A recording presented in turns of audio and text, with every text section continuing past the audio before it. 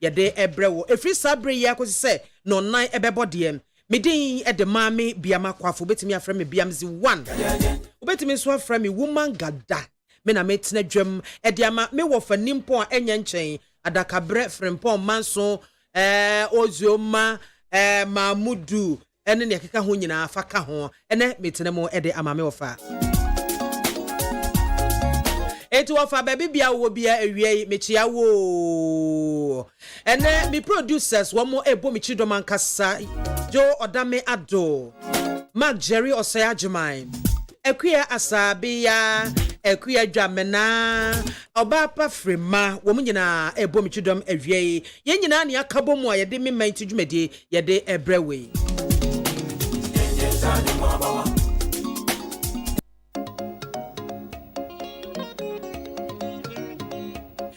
Yadasoa coronavirus season mu entwemu yadasoa ewo mu enti wo a wadwen se bia yare no sebe yenum bi na ekeka yen e na ye keka eka bi echese yenim ne yeka enti wafa ne trebi no twen na da bedru waboboa no da no na obehunu ensem bebre na coronavirus ba ye na epiepie dwa na ye papa ene ne enye ne nyina ye besi ne koso na atwetwe eho enkomo na nyame adom nti yadasoa gina ye nan so sane yetie bia corona ebedu so konim ena ye mampanyi watu ana mo akopie mu ewo yen airport ede ni kotwawisi akwakohwe adwumaso a wo mo ya hobo a wo mo aye ewo ye wiem hyengina bia hono mo a se obi ebampo ebefirim empofirimu obepie mu a niema ede ni befa ni mu ansana nipa no yakwa quarantine ni nyina ene wo de mampanyi akwa rounds ama ono akasa ede ni kotwawisi akwa akohunu bibia mampanyi his excellency Nana Adodankwa Ekufuado mo eneyo yada se yada so wo mu social distancing no eden papa eden social distancing no jai enchia no kura ye enchia ne ye enchia de asese ya ne ho age na social distancing no daba ya unua bia oben wo obetumi atwe ne ho afiri ho obetena mate se bia anamo besa miensa entem na nnedi nkomo eden man se betumi aye Nanso nkakra ye beduru ho ya mo ani mra wo so esan se ebia na wonua bi wo bi okasa gusu na ntasuo no firi anum anasa obo wa gusu owansi gusu asem aba ade ba ko ha dwene wo yare hu ne se wanya bi na impo wo recover no you need the sense of taste you need the sense of smell that is one of the difficult moments in coronavirus season ho to no aduane si ho na wote nkasa kwam do ba but wonte aduane ni taste wonte scent bia eno ane se yede aduane na besu anim na wudi bie na ye wanu mmonyo dipakwa akofa corona ba ye dipakwa akofa corona ba ye yebotiri so Tesi amanugu so ameno kasa UK Prime Minister Boris Johnson was tested positive nanu kwada so enya ntie ese eye nipa wodi ade wo Britain akonwa so se queen ni hono mo a wono eni di akonwa them say me no fit jump Prince Charles ono so was tested positive me kan we ensem mienu we di a cho say yare no is no respecter of persons of no degree of no whatever whoever you are yade no betimi atakre we ya futo so nko amede ma wo ena wie Yemfasa da kase makunu Ghana Limited foi. Wada Roman water echi abo yechi dom di wo munura ano onam enu tatahwe enkambo nanso eye adwuma se ya. Tane yade ni tie bia kunu nnoi ebetu ase ama wo. Wade hunchu capsules aba hunchu capsules be masabie wuntimi nwunso yi. Ojonso na bia kam. Ojonso na ate ya wa ya se. Se beba se ma wuti pains wo be me mu hyehyew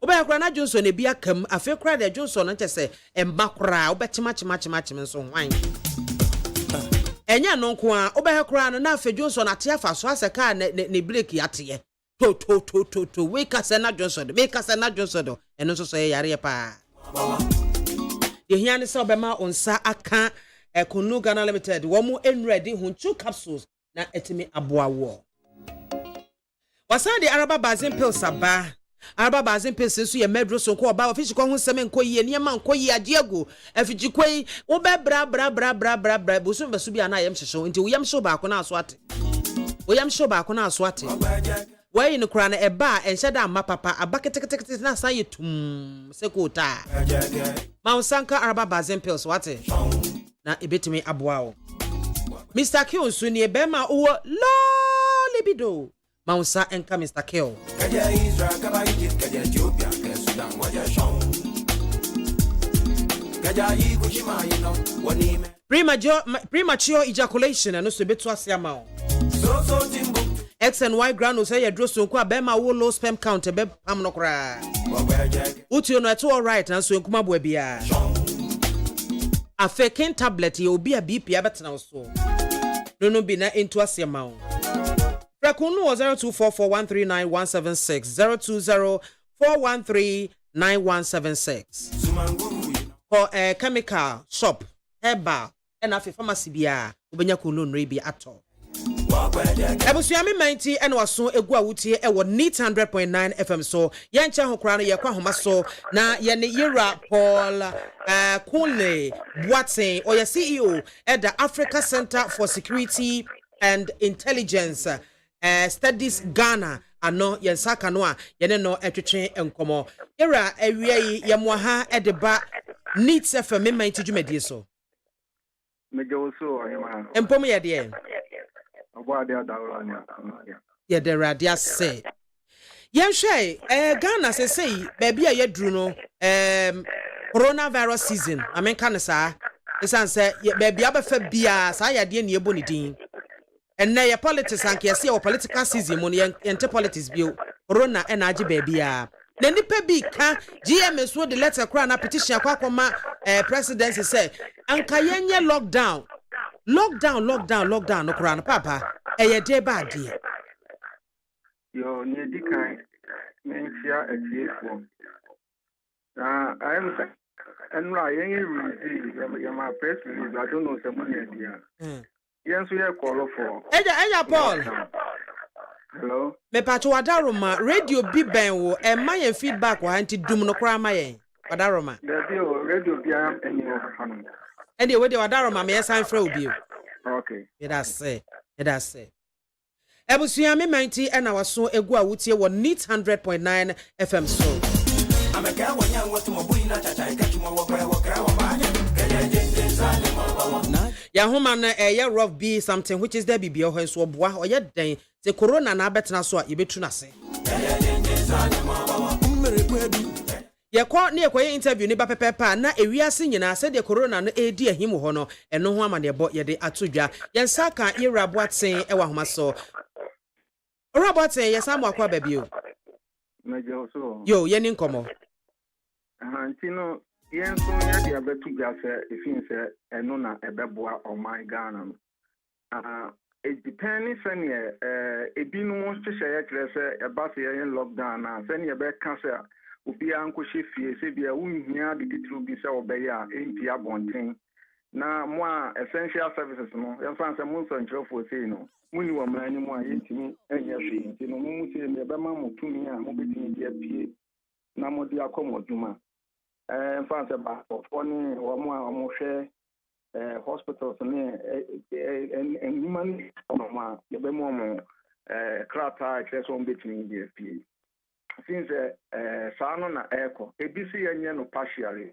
testmentally afeki enye finse ye lockdown no dia ebeboa o my Ghana and to tie statement ni akyerɛkyerɛm yenti a yepese ye lockdown enunti no so obi call for lockdown ye support Ghana Medical Association for say lockdown no na ebeboa Ghana hey na mo call for lockdown yi sabe mo adwene mo borobafo ehu wo mo a sabe wankwa adwuma nne a wone ne mma wo mu bebuada mo adwene wo mo ho ya adwene wo mu nyina ho ya adwene kyerɛ wo hwɛ ye statement na ye de ama na ya ma obi ate ase sɛ ɛyɛ ɔko ana ɔman ne gyina no sabre na ɔko bia nso no aduru hɔ no mu a obi bia wo fa ho die bia no wo de to form ma state no na if so you wadwen say wo bobo ahun say wo your sre ni e wo gina ko ano enti wadwen nyina ye wokon because okon no a ye ko ye ne covid-19 ni na eko the statement ya kire mu say na Ghana wakonya bia was we use war strategy a friend say preemptive strike no to me prevent area no from entering to this country but I say ko no ye feel here enti okona badia ye emergency situation also call for drastic measures because time na you woman here papa akwanya bia na so directives bia bebe bia de nipa no hu bi beka senya tie bia strategy bia be use bia de nipa no hu beka na wose ye analysis ni ye hwehwe ye lockdown na ebeboa wo man na se emoa wo man no nti ye believe say si ye lockdown na ebeboa wo man no asen se ye lockdown so hu enkofo bebre ka se ne wo ka no economy no yanhwe na afie nso omo ye vulnerable no so omo ye hwe se no but ade na say se ye ka se ye lockdown na ye hwe omo a ye fin se ebi a omo ye hiafo omo se be toilet asem ebi no de ka asem no sa ya na yare no be how omo no be spreading more. If at the end of the day, no one could be more as sending a year. If it's a Yariano, a Giatisa, Moa minor, take drastic measures, Sabri, yen lockdown, or sending a baya, Bonina and Kayari, Betty to Duono, and so a bed, a betty. And since a Sabri, the best preventive measures are mine between Yayama, Yariano, and Fredino, and say, you better lock down. The only way and the best way to go is to lock down. And to me, things a break class we need. And you know, I was a Mampaninia Kukudro. Na ultimately in the nice form na ultimately a home here every and you will be up an emergency number. And you think you are corner Ghana. Yo. Papa, my mimi saka crow. Mo de madise de kwato mpanyifo anim no. Mo de adwenkyere ne kwan ye bi ombefa so a omo a etete ghettos ne ade ebetimi aboa wo mo san say ye koye lockdown you know. Sebe edidie ne nsuo ne ade ne nyina aka ho be. Mo factors a ne emei. Kwan ye mpanyifo mfa so enye no. Eno eka ho de ba ne wase ye ti ase ense. Sanye tie bia no nya pepepe. Efi se wokon na ye ekon. Nti wase ye ne se okon hyehyeye. Oma yes let's omwa so dan a omu betimi dia aboa na womu so a schools na me fan say womu so nko na bia womu ni bie no so betimi atena no eno so wo ho womu so mfin so betimi akwa bia se ni se mi fira kura se metimi akwatena kura se womu so akonya wo ho sa efi se ya nhwe na brani ekoso kwa mini aba oman ni de oyensa ye nyina ye de yensa begu yeti enti na wase ye hwe si ya betimi nhyehyeye no edin but wase ye ya anya sani mi hunu no emwa o man because se obi nso gina ho no woka se yare ni okumase ene nkran ko a me ba bia meti no ene me lens ekutam no me ni nipa na nyaadwen yare na nya nkran ni kumase nko a na wo anazo obi dwen se yare ni bi ni akura bi ase nipa kro no nwinu hu mienu enti mesre ma mo fi mo ma ye mfa ye concentration no nko an kire se o mo ba na edu mo agu airport no enko an na bi ayare na timi anya ho e wase adwene ho yie caution e wase ye busu sa ne se e 29 February ba sa abre no o mo ba afie no contact tracing no edru sen e ye cautions bebre enti mesere mo ma ye nyina ye moa na ye ma o mampanyin ehun se yes eduro nyonyono eno ne ye de kon yare prenetu na sabi prekonam so yare ne show enti lockdown no e na beboa wo ma Ghana wo ma ye nyina ye nyintum ni lockdown ma menya yi kakra 29 no kra de wase wa ba ni mu o eyi sa de ne yetinka from December ho no mo baabi December nso so ye bra ye di bronya enkrofo tu kwan kwama no ne kwatwe niam ne ade ba fie enti se de tie bia ya de ne de awura hadada ansa na ye ni ba ye ho so a ye de directives ni ade gu akwan mu na wo ka bibi se bia so dan ye benya so dan ye benya school dan ne ade no eno no ye de en sɛnea mo dodoɔ no aka sɛ bi nya baabi na anom ne ade yɛbɛtumi ahostu saa nkɔɔfoɔ no nyinaa bi wɔ hɔ nom yɛntumi nyɛ ne nyinaa gyina menka aban no tim ho ntumi nhu wɔ strategy a yɛde kokon no ba me ma dwen kyerɛ na menkyerɛ sɛ ba sɛ bi a ɔmo frɛ me a metumi akyerɛ nneɛma bɛyɛ mmienu mmiɛnsa bi a mefin sɛ bɛboa wɔ man no na nea mepɛ sɛ obi ate aseɛ no sɛ ɛduru saa bere yi a ɛnyɛ wo comfort na wopo ɛnyɛ wo personal interest ɔman no wɔ ahuhiahia mu enti wowɔ ɔko ano enti ɔko ano no ɛyɛ ade a wosua kɔmkyene wosua mmirikatuo wosua esu wosua ɔyaw ebi tumi pra enti saa de no na ɛwɔ sɛ yɛ nyinaa yɛyɛ adwen yɛhu sɛ ɛduru bere a yɛyɛ den enti no ɛwɔ sɛ yɛtumi kogye wɔ man Ghana ɛnya de a ɛwɔ sɛ yɛma kwan sɛ COVID-19 bɛdi yɛ so sɛnea me nua baa wɔkaeɛ no mehyɛ aseɛ no mekaa sɛ Ghana ntumi adopt preventive war strategy. If you say, obi biara was mfansa wote nneɛma se a wosua wɔko ho nneɛma no ɔman biara pɛ sɛ ɔbɛyɛ attack wa yɛwɔ nneɛma science bi a wobɛhu abɔsa akwa wei de onye ɔbɛyɛ attack no yɛn nyame adom science no wɔ hɔ kyɛe sɛnea woka December yi tama me koraa me yɛ me press me ma no na saa bɛn na fɛ na nipa 56 ewu wɔ China. Me sign granting interviews ahodo bebre kwan a yɛmfa so me a me share that we are no more some of the entry points dem ko hu yɛ na yɛ masefan yɛ ntimi anhye ɛde wɔ se yɛ a yare ni ntimi ma sɛ saa bɛ no mampanyin etie ne bia wɔde saa measures na directives no wɔde ba ne ba a tanka yɛ ni bia me wura Ghana enti no yɛhwɛ ma yare na be wura Ghana Sabre nye bra ye obi nya baabi na ana obi nkɔ toilet ana obi nye daabi mo ma yen hwɛ kwan e bɛfa so e bɛko yare no ebi me sabe wutu we me nu na tifia na ye nyina ye tifie na bia ana sɛ public toilet ba ko bi ne yɛkɔ na bi obi kura obi pa bi ewo yare ni bi wakɔ toilet ne so a menye hwɛ so obɛ ma ne hɔ kura menye hwɛ so obɛ ma ne sa toilet no so kura enti mo ma yen hwɛ Kuna aba no enyi obi apɛ but ɛwɔ sɛ yɛ kun yɛ din measures bia ɛba ano ɔden no mo ma yɛnyɛ akoma pa ne nsom ne yɛni nkunuma Ghana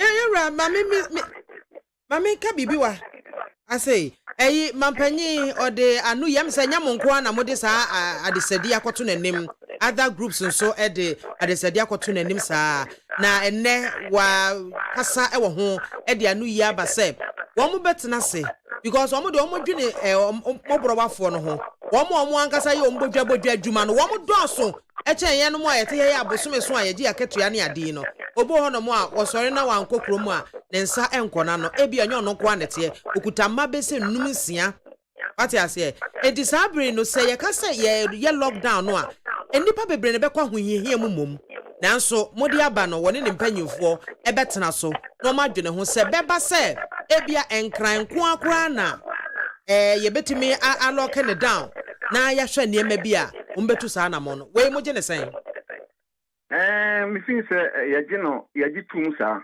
na sɛnea wo kan no wakyire no sɛ ba sɛ nkran ko na yɛbɛtu ho ana mo no deɛ hɔ deɛ mengye ntum efi sɛ yɛba sɛ yɛyɛ ne yɛyɛ nkran ko a na sɛ mimi sɛ mi firi dunkwa na so mi sɛ mi wo bia na makɔtena dunkwa ne yɛwie nkran na mbɛtena ha na sɛ crisis no yɛasan a reverse no asan ɛbɛsan are okay enti ade na yɛyɛ nya kukuduro ne yɛnyɛ nyinaa ne yɛbɛyɛ ne sɔpe because we have against a war yan and cranny kumasia mo my engine to say penny bi ase o yɛwie no de ba enkran anase kumasia ɛbɛfa asan sɛ kɔ ɛbɛtrigger ebi sɛ baakofo betimi yɛnyina yɛnim nyesi Korea o nipa baakofo pɛ ɛna de kɔ hɔ yɛnim nyesi New York baakofo pɛ enso ɛna hwɛ ne asi enti yɛyɛ de a yɛnya kukuduro yɛnyɛ ne nyinaa prɛko sɛ one month a yɛa ne ɛho sɛ yare no yɛahye se yɛfiri Ghana na emom si yɛbɛyɛ sɛ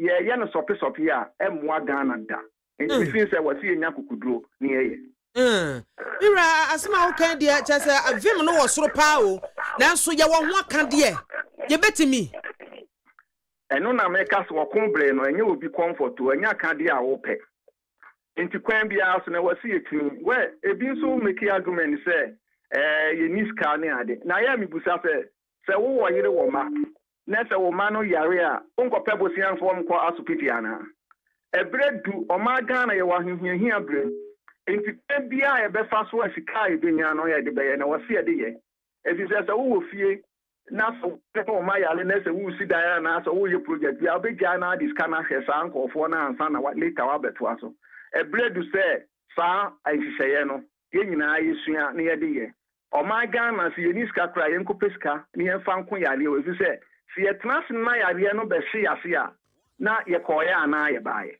enti na wose ye nyina ye so mu ye ti ase ne ye kokon no enye koketwa moma ye nyina nti ase but moma ye momode se ye beti ase ne atimi akon adin kunu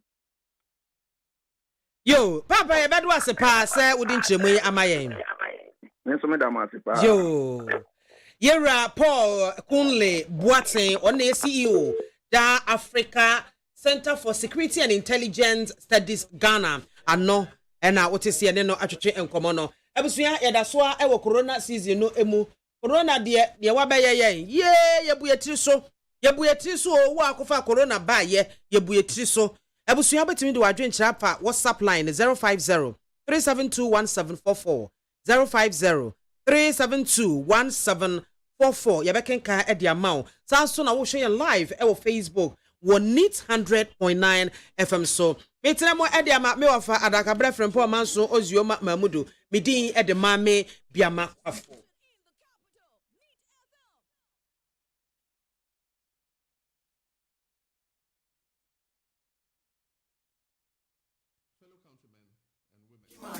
My brothers and sisters, the coronavirus outbreak has been classified by the WHO as a pandemic, and it is because it is spreading rapidly in many countries at the same time. Our beloved country Ghana has not been spared. We must together think globally but act locally and quickly to prevent a rapid spread of the virus among Ghanaians across our country. Let us all be concerned, but let us not panic. Prevention is your best bet against the coronavirus. What can you and I do to prevent the spread of the virus? Wash your hands regularly with soap and under running water. Avoid handshakes and hugs. Keep an alcohol-based sanitizer handy and use it as frequently as you will need it. Avoid touching your face, nose, mouth, and eyes after you have touched commonly used surfaces like doorknobs, staircase railings, computer keyboards, etc. Routinely clean and disinfect commonly used surfaces. Maintain a safe distance from any person who is coughing and sneezing or anybody who shows symptoms of coughing. Always cover your mouth with a handkerchief or a tissue or your elbow when coughing or sneezing, and dispose of any handkerchiefs and tissues appropriately. Wear face masks to prevent droplets from touching others around you and also prevent yourself from such droplets. Limit social interactions to the most important events and avoid large gatherings. If you have a fever, cough, sneezing, breathing difficulty, aches and pains, sore throat or diarrhea, please visit the nearest health facility to get screened or tested. But before you do this, apply the rule of self-quarantine. Seclude yourself from other members of your family or staff to prevent them from catching whatever you may have. And please follow the guidelines released by the Ministry of Health and the Ghana Health Service. Our health is our own responsibility, and so let us take it seriously. Let us stay alert, and let us stay alive.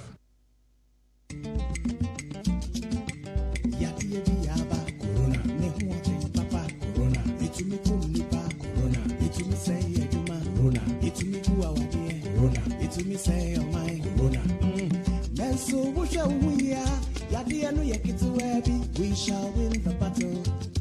Nia ubeyeni upia bonte befia fasemina hohoro wonsa semina ni nsuo ni hwa sanitizer fa pepa wonsa afe ensem chia ubetwaso etubam ya ubetwaso wani wohene wano waso emfa wonsa nkeka ho unya fever ko hospital woba wanso ako wo homene sisiso ko hospital ne di adriane papa. aba edem yopo me menti ena waso egua utie no neat 100.9 FM so yegusoa atwetwe nkomo ne nyina afa corona eho na corona yi wode nsembeba de ode aba no ebi ede ebi anwono papa bebe nsuso damusa ntini afa ne sa na corona eho nsem ena wiase nyina asat 1228 ena wie no na enipa 549,576 enipa empem ahenum aduanan enkono ahenum aduoso ensia enomo enya yade no ebie enna womo anamu ahwere womo nkwaye 24,887 nipa empem aduonu nan ahangotwe aduowotwe enso womo afirimu na so womo nam yade so ato na nanom ewo ensiedo womo ho atoy womo eye nipa empem wo ha aduonu nwotwe ahanso ene baako 128,701 womo na nyame adom womo ho ato womo bro ni beka se womo recover afri yade no emu yemra ya Ghana haye akuya Ghana ye de ye nso ye guso ye wiawiaba ye bapa total cases eba Ghana eye 136 tani mpanyifo amyate no 136 enipa 9 ena famu ahwere wo nkwa ena ba konso wo mche se ne ho etimi atono a we yensamo aba na sese wi asese ne yekeka kono US wo mo apa China ho first na nka China for na teso pa se wo mo enya nipa dodo pa wo mo enya yade ne biem enso enei no na China for no ejina 81,782 na Italy na toaso a onu so nipa na enye bie eye 80,589 say US abetwa wo mo nipa dodo anya bi ewo US man mu ye 85,500 wo mo ne ateste wo mo moja na say wo mo nu ntasuo ne ade hunu mu akobon ne ade a ye hunu say yade no wo mo eye positive 85,500 ma yate hono no o asema yate hono no na we de enka bucket wo e be famfam tawo we your Facebook streaming no you see internationally you say we are singing about down ya suspend no hey is it about corona hey corona what they assemble bad ache mummy ehwe ni yo yes Facebook live no yentimi en show say internationally we are singing streaming no e wo form atiko nti yaja opay so hwe en dia na e despite media YouTube or despite media YouTube na obehu de ekoso bia obetumi so aso radio kama na watie yen kama e wo so me manti e na waso egua yede ebre wo neat 100.9 FM enen sembebre na egua ponso a yebetwetwe ehun komo yenya ne ntie se high court ya application bia wom enipa bi e de koto high court anim se NIA wom registration ekoso Eastern region aside coronavirus into no one suspend say amampanya kasa say social distance ne ho kro ne banti no ne manipa emmomu enhia o baabi ne ade wo ntwa so na NIA eguso a ye registration dia na chaso wo de enipa wapo emantam wo nkwa gura topre enti nipa bi a sabi o mayi ehia wo mo etu anamon de asem no ko ma court na enchiremu aba beto dwa nyina ne say court atwa asem no mu wo buro skoto asem na to agu waboasamnato na enye hu se court beka che National Identification Authority say womo nkoswa en register nkrofo ya COVID-19 ye hunu baabi a yede ye ho efa Ghana se nipa dodo 136 ena enya bio mumiehwe ni ye lockdown ebeboa ana emwa so yaboa ya humpo coronavirus ba enti ne galamse hu komotwehwe kura no ye jai ese corona nanu aye she papa corona nanu aye she abusua mumiehwe ni ye na yentutu ye nemansi ye yentutu ya namo si ye esanse yentutu ya namo ensi ye na corona ye baji yensamu a ye ne bebre papa me mighty and wasungusu awutie me mighty ne waso egua yede ebra wo neat 100.9 FM so wo ship house Abeka Junction na ye kayeti fo se yentutu ye hofo so yentutu ye hofo yankasa nkyere ye ho eya twon ho free obi wa many bari bebre ye kasa bebre entasuo firi mu ba ye kasa bebre bo woni na ho so kra na ewa bi aba woni na ho so be ho ana hitin wanwansin edie na wo de bo ho ba enti na mpanyimfo se twe ho ma intervals kakra mramu be ya na mo miensa de bomoden so obema abam se ne be ya ekoba se bia nipa no wo yade ni bimpo na okonwansi ana okobo wa sabe entasuo ni bi nkogu so ana abo ni bi meka wo na nkofo how bi emfa emrew se mpanyimfo amyate ase se wo ye ne sa eboa pa ebo wo ho ban na afi so kura nipa no awo bi no ono so ebo no ho ban ebi na de ba ko ama na ye hu pa ne se yade no wanya bi na nsunsuanso ne mae no manu da so mina so ebi abiama menya bi enso bibie ne ho e kire se menya yade ni bi bibie nso be ye healthy me koba be ye me bibia kama enso na mo ne bi wo me mu eno na ehu no eno de ubetimi de asai pa enkosi se symptoms ne be sha ase ayi ne ho ade na de asai nipa betet eti we no enye sebe adeketwa enti mo meye me ne mre se ne aman bi ebre no se Ghana ikotwi fire so ye ne bebre menu mienu nyina ye ne bebre na so lockdown no ebeboa yen wadwen kire bra lockdown ebeboa yen 050 372 1744 050 372 1744 wadwen kire bra na yentimi enkenkan ni nyina emfa emma bra ese na efatemu.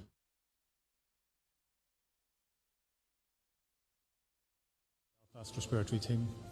We are now in the greatest medical crisis of our lifetime. Stay at home. I'm Angela, one of the respiratory consultants.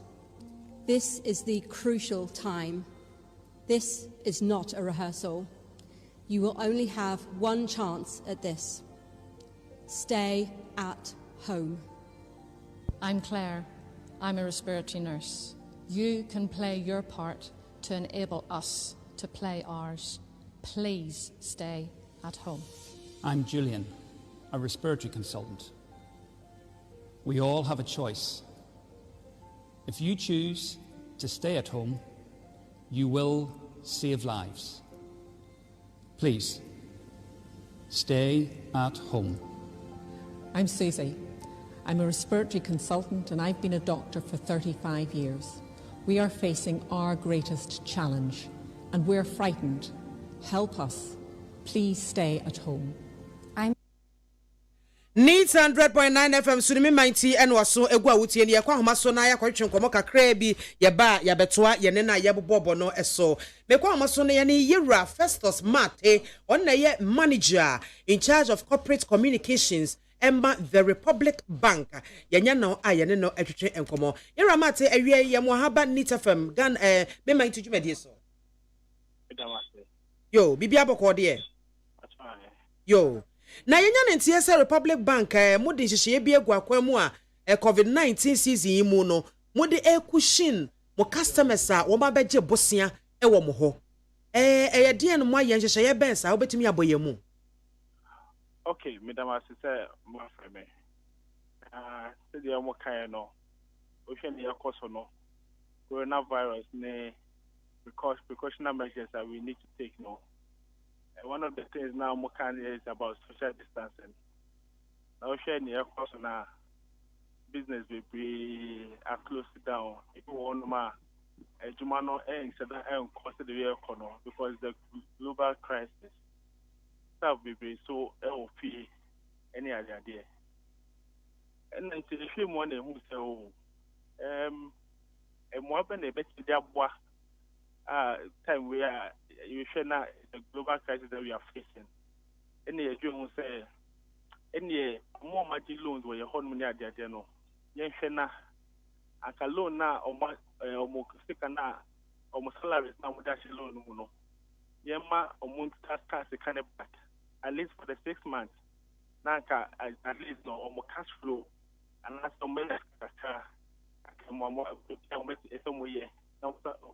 Ese mo fa bo mo ban no my it's no na you when you can say and the loan deduction you deduct no you be the fair means say ubetia and so untia sia and say ubeta say oh you're more 3 months, and now 4 months, and now 6 months. It is the next 6 months to say you approve here. It means that you ain't too low, no interest is empty. Now after 6 months, no. Now loan now a walk on no. Emre da hon loan no. Now you start extending a loan amount for the next with the 6 months, and I say when I grant no. Now at least no within this time no within 6 months no. You are living with all that deduction no. That's kind of case so loan no. About them, what they are showing no business for. Now you're able to take all the precautionary measures as well take it. And see, and no, and idea ba. And yes, say you did tell, you ain't find tell, but you can say you easy. Now you just say from now after 6 months no. Now yeah, no, you ain't due penalty. It's not like a due penalty. There be a loan interest now, and it's all channel. It is better than for amount. No, it's here. Any okay. Staff, any customers, both individuals and also the business. Yeah. Oh, okay. Sasana moya ne dia na eno no say bia mabaji bi na media despite this crisis no metimi atua. Oh, say you open up. We are not even asking you about the reason. We all know the major reasons, the major circumstances that we have. So now, you don't need to pay any automatic. And so now, it's apply. Your application means you really need it. If you don't need it, then there's no need to apply. But if you apply, now you meet our conditions. Now you the amount. And yeah, the baby outside. It is a very shimu, a very shimu. In send your cosono. We are affected. Ocean is the next for almost Prime Minister of UK. It's not. We are not in ordinary times. We are all affected. It's over that all who request all sign here. Now share some few details. Be say approve and the amount. Na just say we know. Just say be a mo kind na mo start say. Amaye juma mo nipa ne beba forward answer aba express interest in it and see say because it's here no so no we are also not we encourage you not to come to our banking halls. No, there are 2 your website so republicghana.com www.republicghana.com oko honoma this is in our honor now what download the form no hopefully we are no as scan no as a name or email at republicghana.com. Ebia only branch contact number na so name relationship manager number na branch manager so we bet me from na almost bet me aboa and then you just have to apply for it, and if you are a customer of the bank and you have a loan with the bank now they will consider you. Yeah, enti sesia no eba se bia nipa na obeje ye no moma ne bia enfie mienu ogusu tua saa bia watua bese busumi ensia ntem na oba no be express interest was anhyehe ya mode bai hu a eno no ba bia watua duru na ho na mode bepem oba beto so after the number of months 3 months or 6 months no a eno no mode mo be work interest e de atoso anase sign na mo be ye no. Oh, there be say can say the your kind no Ebia we no air for 2 years. Wait here for wait here 6 months. It's wait here 6 months. It's what say yama we no for 6 months.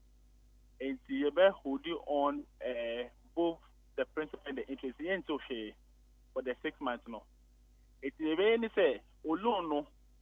You be extend loan term no for additional 6 months. What you say? Because then the next 6 months no you ain't only okay. You ain't can say. The 3 months, but I mean, you bet extend your loan tenor because what you are 6 months, it is 6 minus 12, 24 no, a better 19. It is no 19 no. They are saying additional 6 months, but you until 6 months. You are saying 6 as 19 no. What you say? And you say you bet increase your sell the interest no there be the 300 and I so tier. I do on my 300 over here.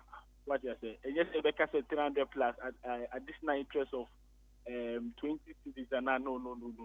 And yes, all just say no. And they say we're turning later now. Can I come to no? What they are saying, not they are about home by in this time. Yeah. Oh, okay. Yo. And they say customers need to do a best and a motion anymore. Oh, it's open. It's open. We are expecting more people to come. We're taking all the measures. If most of the customers come, I will do it in a very good turnaround time. At least, maybe within a week and less than that. Because going to know, I say, taking some measures. Rotation. Some staff will be out, some staff will come in. People are working from home, so we also need to protect our staff. And, you will get it. I mean, within the week, you will get it. And we are expecting to say, if you need it, and you are also a customer of the bank now, you will get it. Yo, Mate, better Yo. Yera Festus Mate or no a manager corporate communications a Republic Bank one not to see any chunkome woman is some more de enam woman sem nyina so woman customers any woman staff woman wo ye adwuma nyina woman beje bosia wo mo ho a wo mugu so a wo mutua no because of corona season adwuma nkoso bibia ye basa bibia ye monyo enti ya the Republic Bank woman ye de aboa customers ne say sabosia no abeje a wutua ne kakra one person who hold you on kakra emau ebia bosume miensa bosume nsiantem se na be ya obedwodwo ho kakra na sika obenya no wontutu mirika pepere ho se di kotua loan nemum no wode beto na agya no obusua betimi di ato bibia die na no nyese wo mfitin ya no wo mo ye wankasa customer no so wani je ho a to na mombra na wo mo enye san hwehwe na emau na no beboa ntina se mfie mienu na aka wo anim na wo mo suspend emau the 6 months ya wo san beto asa wo ya wo mo de 6 months besan ka ho biem ama na kyesa kwa anim na watumi atwa ne kakra we enhyehyɛ pa the Republic Bank wo mo de aba wo mo de beboa Ghana adehyeman matitu ye maame nom ne ye nuanom adwadifo ne ye papa nom adwadifo abusua ye Facebook live no ete koye na sesi ade nyame adoma san ba entino so opa bomodi ansa obekọ na wakọ subscribe de ama ye YouTube betimi subscribe Facebook so betimi akọ like na wa share na kama de ama ye comment bi na apesa wo de ba ebrese mu no ye bekenkan ni nyina de ama na me kai mo esemi manti na waso egu a wutie no na ye kwa homa so na ye ne Yera Joseph Kwakuben ene no atwenko won na ye president ya oda Ghana Union of Traders Association ano eja ben meje ewie ye mo ha o nita fam me manti so ni ya wo ba me do ba na to what to say adumara kwa meja nso de Kwakuben sa ejida bia meti odi am se ye meja ni ai yo papa we de enye boni o sese so wani tua corona de abaye adwedifo titiriw na akamo pa sese wo hwa esanse yentimi nya kwankwo enkofa neema ne adement no neema bo ahwiri kosoro Ghana Union of Traders Association san neema nketenkete bigidi sa bedroom na ase mohunu ana mo be na motu ewo ho me pato we on say ya ho cry press release on so many occasions na no kura wo ho pa ne say adi we de says ebenya wo bia by adwadifo de etimi empa ne titu ene yenu anom ba ne mema wo mo ekọ physically to the market wo mo koto mo niam no wo dwa no so no we sankofo no mo ntimi enkobio wo mo kodu bo mo kota na kototo sa ne men na wo nkobio na de tra ne say you can't turn over your capital, your working capital.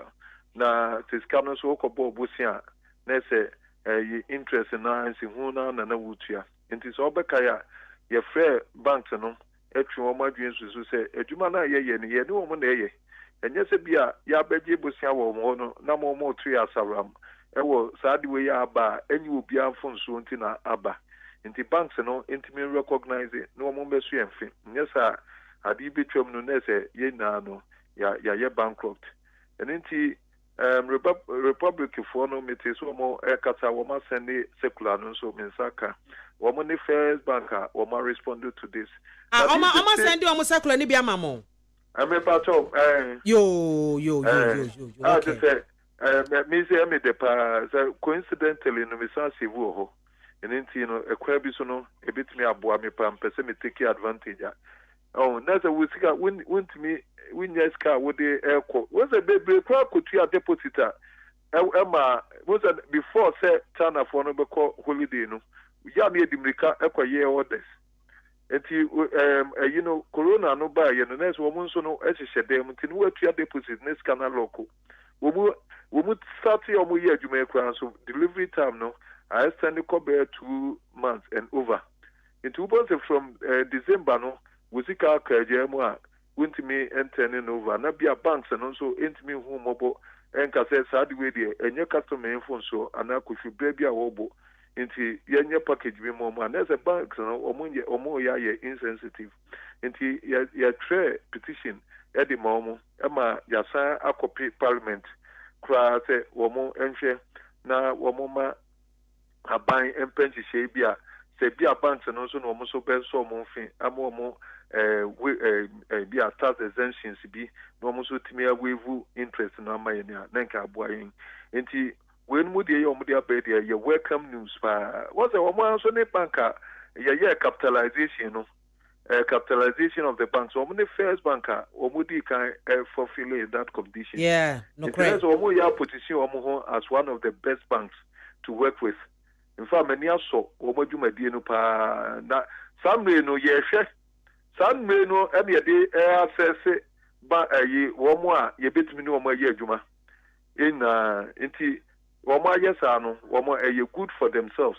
Na, mentally, the Dinibia say, one more recognize it, Sarabant, no, Tia Dawama say, so much ye, you suffer, yes, my debate to a man, ye GD say, other banks, no, so no.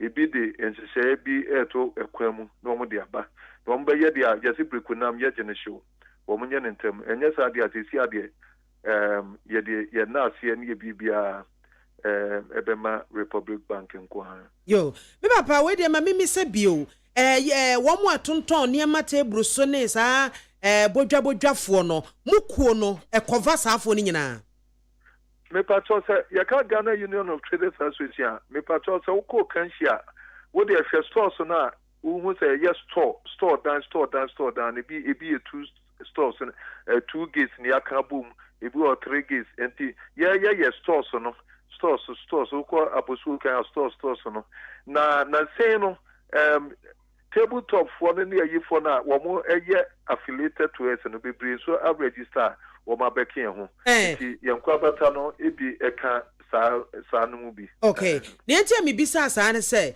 wo hwe season e wo mu yi a yesi obi amwa ne ho ebi ana lockdown bi akwakọba mu ho eti nkrofo ahyase epenuane garinum ne emo ne bayira ne ekeka ka ho enwo niam bebre e na ebinom epegu ho no mo sanseja da chi asemunti na senia amanuane bo ahwira kosoro no Ghana Union of Traders Association saa de megidi se moate ebi okra se meka se papa wanka sa wo de wani ko twawi se wo de ho bi enra nko akora no gari se na menya ntie ne se gari no nka na nka 7 cedis so sesen ene 15 cedis 20 cedis baby kra 30 cedis en wo moton no eno so union mo je ne sen yo on se de sia no ye niam a ye ton no adwa so no akoye akuo mienu the essential commodities and the non-essential commodities. The essential commodities na be consumables no.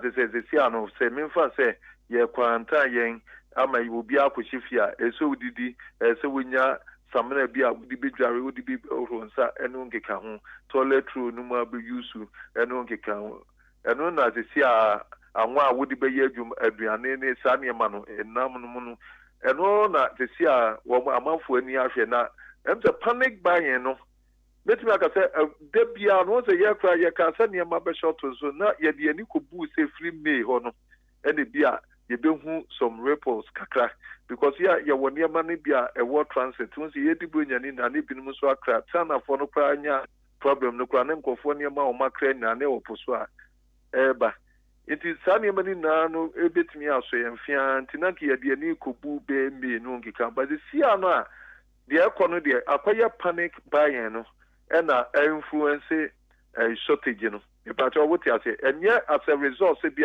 and ye may would no and a be a intimate contained situation they say a panic buying and a induce cost on any sunny man in the end as you better about say na ya manager because say it me kokra na could do ebi ada no obi ka senya do akra no a tie sie no be 8 no afi sie no 4 at a certain price into no no pasa nya do ye bia ne ha de senya imported ana bayira e bia ne ha no na say amafo ye di brani ye ni na kogu so no na amasa ne man nka bayira de say de bia no ke di be free techma ba ne ehwo ge ka ho de na say no no koso na papa me wo de me sa bibi say basa no ai ya muntimi nya ho hwe there be some when it demand demand driven so they say and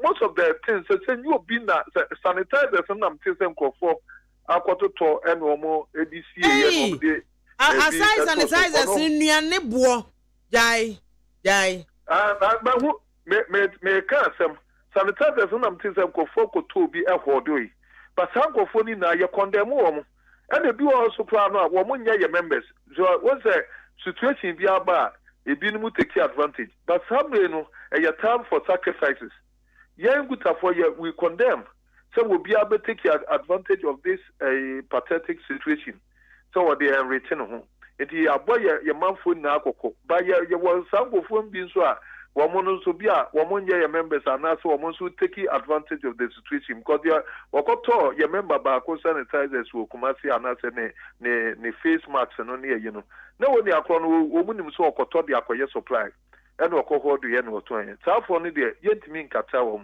but nukrani ye among for so hwe yen and then the situation no ho so now ko bo bia po a next time you ready twa mu na wo so no wa no to Obaga the sango for na bomber pool no ngeka enti enye good for us and this is the time as he yet me tua ho che ema o mani na because nipa no per essential commodities no nya no all the ahomtie pia bonten eso okoye no konya yare ni bia wa yane an obesan bia breyen enti yasi na no ye timi eboa ema ye toyi yo enti say import ne export so ene ne keke ka ho no mo ye ne den import de me say sia no China for start production so mo na tumi continue o mo situation no to wo mo take orders they are shipping eti eniema wo say ye mkrofo na wo mo ntimi nko directly wo mo ya about 60% but ye do na especially the big time and then more formalized importers no on the ye manufacturers no any deal direct me patriotic as eti what's a new sika we your order now what's a new sika through the bank na what the woniema edia abroad nti sa business in the koso China for take it just say pattern ordering party no and I change for the first wo your order maybe akabeba 1 month this time no maybe I will share no be 3 months and sana ba nti no e pasa na say the rate a year 10 year capital wo ye sika na say the be ye adwuma ansa na yetimi atua ye interest no nti in fact ka afi wo betimi do wo sika na ye adwuma be 10 times sa be ekwe pa de e bia wontimi nye 2 kra fi ana bi kra ba ko no kra wo bebre na say wa boka na wontimi ntua wo interest no eno ni abia ha ya dwen pa na say tumu no se a China eniema ahyase peja kakrakra no yema mo we say yeah present the whole world enya photo say aniema bi on ma e bi anya China nkwa na binya na say China no kra production no is tied up to the rest of the world because everyone ma no be here ni input of manufacturing no e be from Italy and from production there is tied a global something as I say well we be no enya ne niema nyina to fa kon and what there are manufacturing and it yes sir we are say asumdie afoto nyankopo be say ayare na yina yetinya san ko back but China no apeje ne mu no eyema yempa so mo so no a bit me because otherwise no woman no bet me a sustain any akopim tama ya di best solve the rest of the world no. Okay, we dey ne kwakran sana memo akono nipa bin mekwa ho draw mo the petition akoto mampanye nim se betumi anka ye lock down the country na yentimi enkwakwa ye ho sanse yare nsa de etie no ya ma obia ankwhye dem na yentimi afia ya monitor wo mo we yade ni bi na ya quarantine wo mo ne ade a ye befuntuma fra ma fe de ye beye ye nkora no aman ya edikan bi no ye de ne ebekyen wo Ghana Union of Traders Association Monso mo de ma no betum bi anase mo hwe a lockdown no emwa yen no cry wo ho ne say yenya Tuesday ya better say na ya ma ye definite position on that but no cry pa so wo me say ya a position and ye be ya ye betimi ayama conform that of government and then the Ghana Health Services because women you know women health professionals are women the trends niema no konti ya kotrase kwa na say lockdown be a affect ejuma na say be say it's neither here nor there because it's here na life and death it the yibia no should be say it should be informed by what government will want to do by what all the experts have decided to go and then we give the necessary support of compliance the patron what you are here yes they are complying but otherwise no obia no etu no ho esiwo ache na say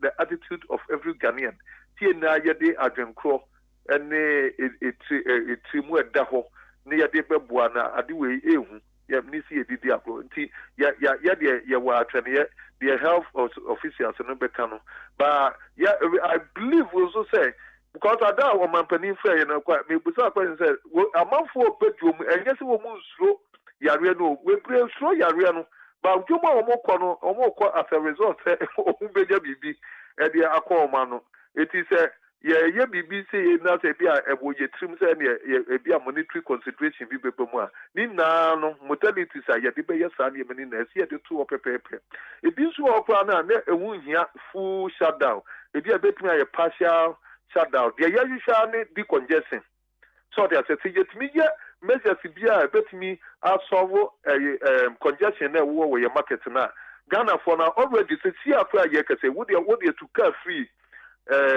adenta eko Accra ubedu less than the time first no na say the wo bia go from outside bomb ho ban e de wo hu sie eniti yetimi shate ebia yetimi ehwe means bi na more congested areas no ye means bi de solve ehona already now people are complying by not even going out. Now areas be to say maybe they have got to say ya to so maybe a BT no kano areas of congestion no ye bet me luku hono when you see sani mana nipa no ko baby abi okay yeah so until you bet me a sani mani na yes but this is obi a mo form committee be to data wo mo maguta for so ye mra so ne so ya dream be e wo obi an yes ya tell na awie pay am ye na yo sure committee ndi o ma form bi pa enti Dr. Joseph Kwaku Obey ye bedo asemeja fa kwanye so na republic for no atse wo ma tese wo ye banka wo mo tie adwadifo asem ase wo mo ye adwadifo adamfo na say me from sa republic adwadifo adamfo onyame onhira wo yo dog ye bedo ase papa okay yo Dr. Joseph Kwaku Obey ona ye president da Ghana Union of Traders Association ano ena otesi ene no etwetwe enkomo no both say mama you are doing a good job keep it up me that say Ebenezer Abe or say what the way free Abokobi or say I was listening to Festus Mate and the line went off so I don't know how he ended. I envy your voice. Nice one. Me that say your kind nyina say Republic Bank womo ya hyehyeye wo ya womo customer na wa ba ho no ma ba beje bosia ugusu a wutua because of corona season nti no ama niema ba fom ti womo ye bibi de akushin womo customers ani womo adwumayefo no enti wo pa wo customers wani je ho san hye a womo aye wani je ho a bra na ebe kire se wani je ho na omfa wo enwura mu bi ene se wombe ma besa bosome miensa bosome nsia na lo no wuntria yeso womo de ache wo one more suspending the kakra, one more holding on kakra, Eddie Amasan, a bear who bedjo, na be binia, what me a bobo, who kakra, psychobasa lockdown be ecoba, what me ashon hoso, it busumi sian tremua, not just a one more atwa, no netiano, so Eddie Ama, and non besa de busumi sia, aka ho said the bear a bra, would be to a no, and conquer Tiana, Fencofa, ni bribia, and fama. Into when it share the Republic Bank, Womaye, Eddie Ama, one cherished customers. Into Ebenezer Abbey near Wakasi enonom. Farouk Tema, Farouk the way Abba. And also, no one will want to be in the shoes of President Nana Akufo-Addo right now. So the least we can do is to pray for God's guidance, healthy life, and spirit of endurance for him and all those in the front line of this pandemic to continue showing leadership at this COVID-19 trying times. Those banking their electoral hopes on COVID-19 disrupting EC and NIA works should be careful of what they called for. Spread calm, not fear. Regards to Ma Rita, Talata, Asobayere, and Hajia Party, Alige, where Farouk Tema, and what they ebaye, Ben Kwesi Edu, and what we have, Mr. President, do not accept lockdown. Hashtag no to lockdown. Ebenezer Abbey, and was say please, but where is Adakabre? Oh, mewafa. Otia ne nechi kakra bi enche obesan aba. Mavis Dumpty or show here in live. Nana Boaji Emmanuel or the way every Berlin and was say me share live every Berlin. Happy birthday to myself. Oh, because my late mother is not there to wish me. But BIAMAH, oh, Nana Boaji Emmanuel, me mao the most glorious, happy, blessed birthday ever. Yamisha wate na onkoswanya okese na onkoswa entre washimum. Or say please tell Mr. John Mahama to support with money, not just talks. Beyonce call Honorable Ben Aye to comment on the NDC response here. Yo Matiwai, Honorable Ben Aye, me friend ododo. Nanampoma and what do we yaba?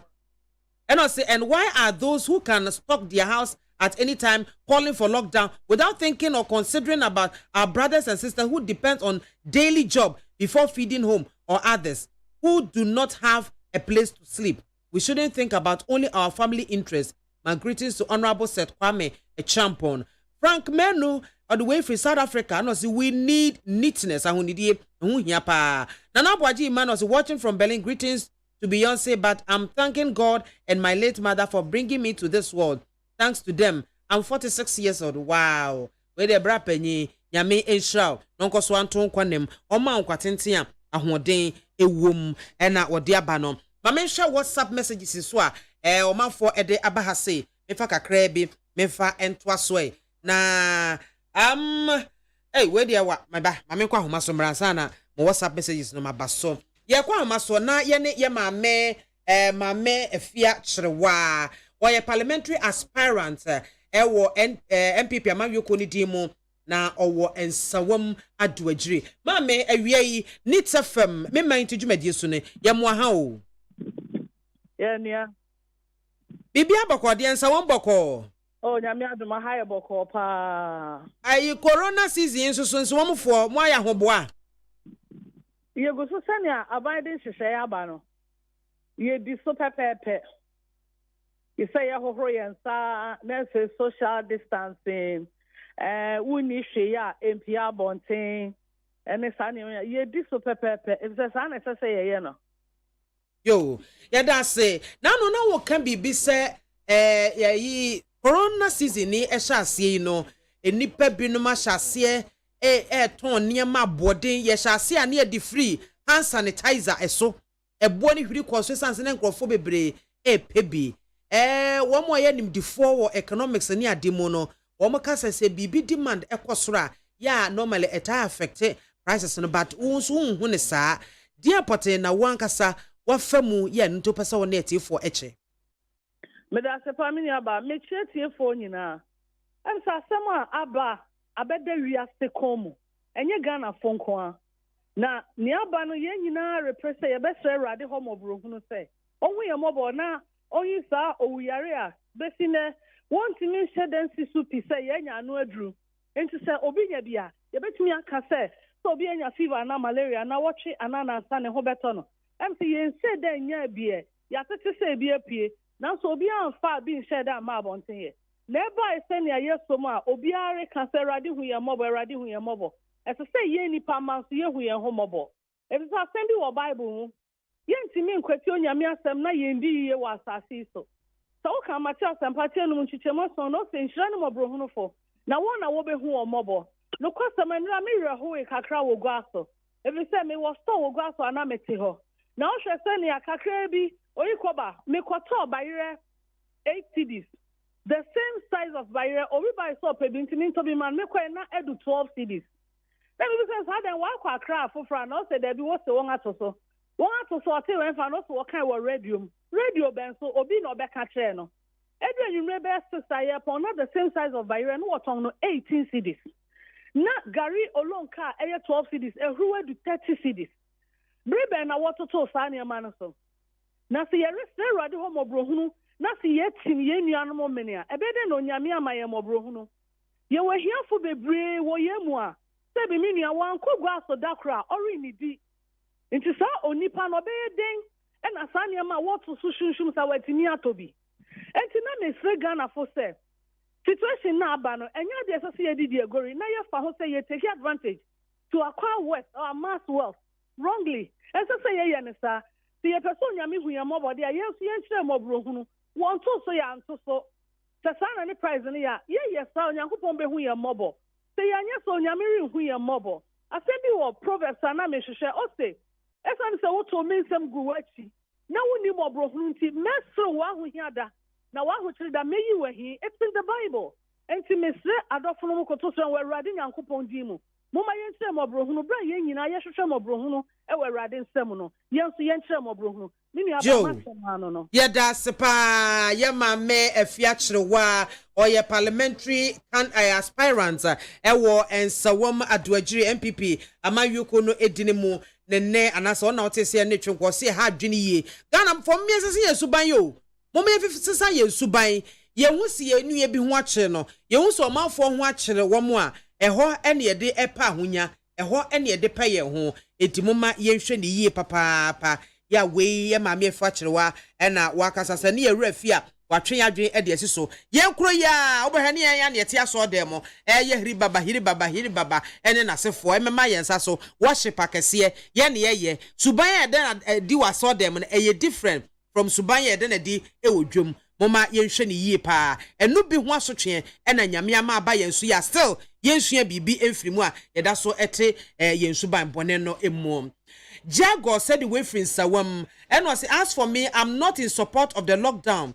People are pressuring the government to impose to us, but rather the government must put out measures and efforts to tackle this coronavirus because the numbers keep on increasing each and every day, which is very, very bad. Sami Buachi, the way free Samanka say, and also the hypocrisy and double standards has been exposed. So is it because of Eastern region they deliberately took the NIA to court to suspend the registration to the coronavirus is eradicated, irresponsible and messageless party? But I commend the Professor Tifa and the NIA boss for exposing the NDC lies and hypocrisy regards to Honorable Sintima Boache of Asamankase and NS Yakumi of Akwatia. Thank God for more, for Nana to do more. Yo, beda so honomo. Na mamensa kwa homaso, beba pepepa, ne no. Aha, yede mo WhatsApp messages aka no yede aba Dr. Justice Youngson or your General Secretary at the Ghana Medical Association. Doc, ewie me mighty e won Neat FM so ya mo ha o. Mejo so menya. Impom ye de. Radiadom. De radiase. Yo. Enne ye kwada sorry ye se gya nim se corona yi ni tie no aban e de hye by se social distancing ene ho niam ne ade wod ni nyina ba ye nyina ye nimsam na dia na ha dwene kakra eye National Identification Authority wo mu registration anom de ase de wo nte se dogo bi no abe wo mu gusu aye wo registration man no ti nipa bi etam wo mu de wo ko high court ene high court abu asem no ama se wo mu ahye se National Identification Authority wo mu nkoso a na wo mu nkoso nkoyo mo registration asemi wo ye sabio apomuden adwuma yeni mapa wonim saa ya dia abei ensunsuanso a ewo mu nipa ebo peso ne ade ne registration esi kofa yi eye ne kwan so no menya ba ma menka ni say court seminar sabi ye na ye ni court hobby na ye nim argument ebi attorney general ana se nipa de asem ni na court ne lawyer for womo eye ya na womo kan ye maybe a court ne so ebi ankrata ni ade na eda wanyuma ema womo ye sa decision no and for the idea as citizens of the state who respect the rule of law yebeka se court akasa dia and then na yebefa ne sa na mbrem no so no womo a de call court no they have a right of appeal ebia so monte omwase a omutumi ko appeal omai ni mu no ensemble be wo a start see high court akwa appeal court e ko wie supreme court so ebewie no na ebia the high court kind no appeal court and supreme court assesa no and see yanka sabe say ye nya judgment ni bi enkan ye de na de be kan se court akasa no se ebia obi ntine ho asem ase wo mmra mo a the necessary steps through appeal ni ade no ebe ne kwan se o mso be take but eba yen ya famu dia the be kan se the ye di tuja be the pen ye no bi abesin mu no se ye de ye feel say the NIA no a bit make it problems amayan in this era of COVID-19 no akata no ye nim free ho ye da sugina ensema ye tray was abre no ye gina sam ensema na so that caution that we put across no we think it is still valid especially in the light of the linear cases in the community spread no. Okay, enti mo si gina isa modi gamudi kan de buy meaning say in the court processes no se ba se bia atemu obi kona anko yi ama obonwu so a wo yi kwan se obeye appeal ni sa ne ma no wo ho sa but when yenhwe situations esi e wo mu yi nia ye bo ho ban se nia emo ankase modi kan akase yade no ukwa na etre na se emoa no ukwa na etre atotena fa akwa yade no so etena fa akwa no ebeboa with this kind of NIA registration sane me senya wa say no ya no ukwa na ediwati hinsi de nyina ebebo ho mpa ne say ya kwa ndi eti but the whole mpa bon ko an means of this problem no se ka no nko anka tebi o man no ebi anka ni case ba konkra once a nipa e movie no na ya ye no so bedu o man Ghana mu no there's always a likelihood ya ye no bedu obi eti ekopie baby and she said now kind no I know the more we move the higher the risk for everybody na dum pempen so bia the Ebekan buffer man say society will judge all of us. Ebetimi abase Ghana Medical Association modika issue krata on this na church the impact sa registration ebetimi anya e wo manfo so in this corona virus season no mo betimi take the matter upon yourself say mo so be seek legal advice. Oh se say ade afi na nsem na nkasa I say aba oman ni mu say court no ebi aka bibi say ya so ye be fen krata ni bi na ya kan na ye hu de wom na say ye kan wie na ye feel say out of the court proceedings ne judgment no steps bi o ha say ye to a I'm sure say ye de no so betuja. Okay, Dr. Justice Jansen ewie bedwase. Yes, that's it. Yeah.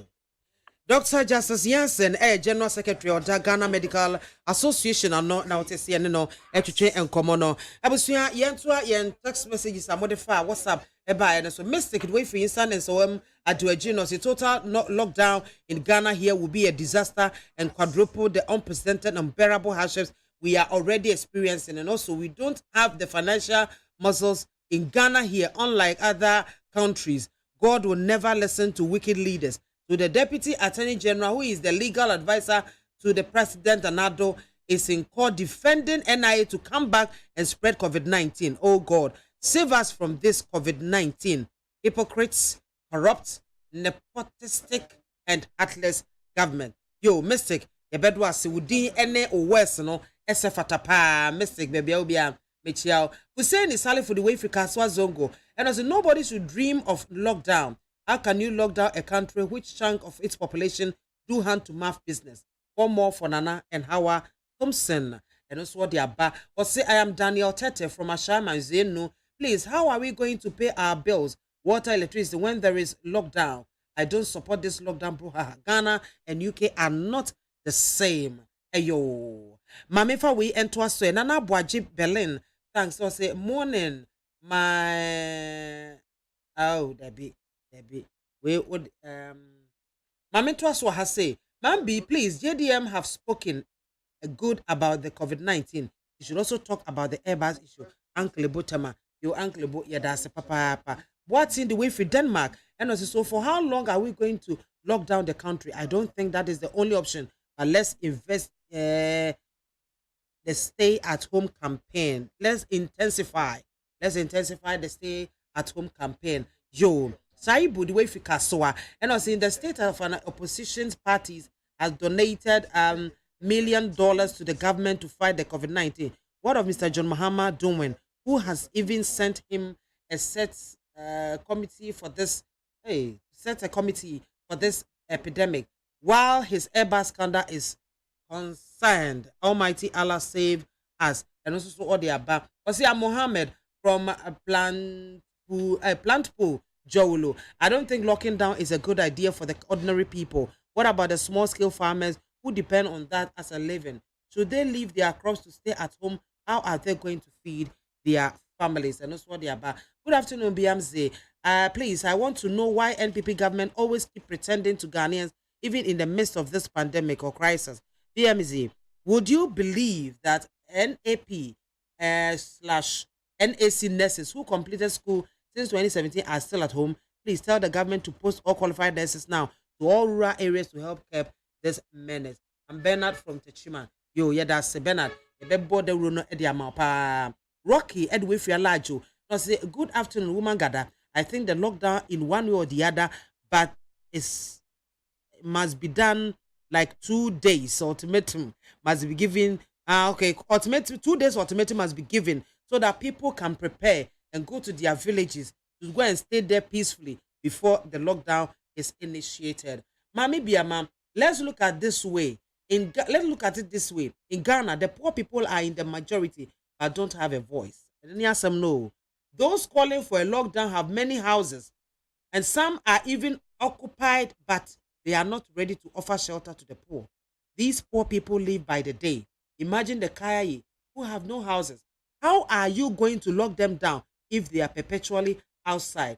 Husseini Edwefi or Yarfa and Abba Husseini Lukwetrodo and Wakano. They are now womu refi and nay your boy yam papa doctor or say Kwame despite onini nuya Dr. Ofori Sapon your boy ma basupa one more aqua $100,000 at the bois say coronavirus a yes sorry o no yemfa enko se bi na ye hwehwe sam woni bi e na ye pe e de aboa yes a wote ho na do sa so dem fam e na lockdown no ohia ni mobrowa no obeden e na nsa akona no.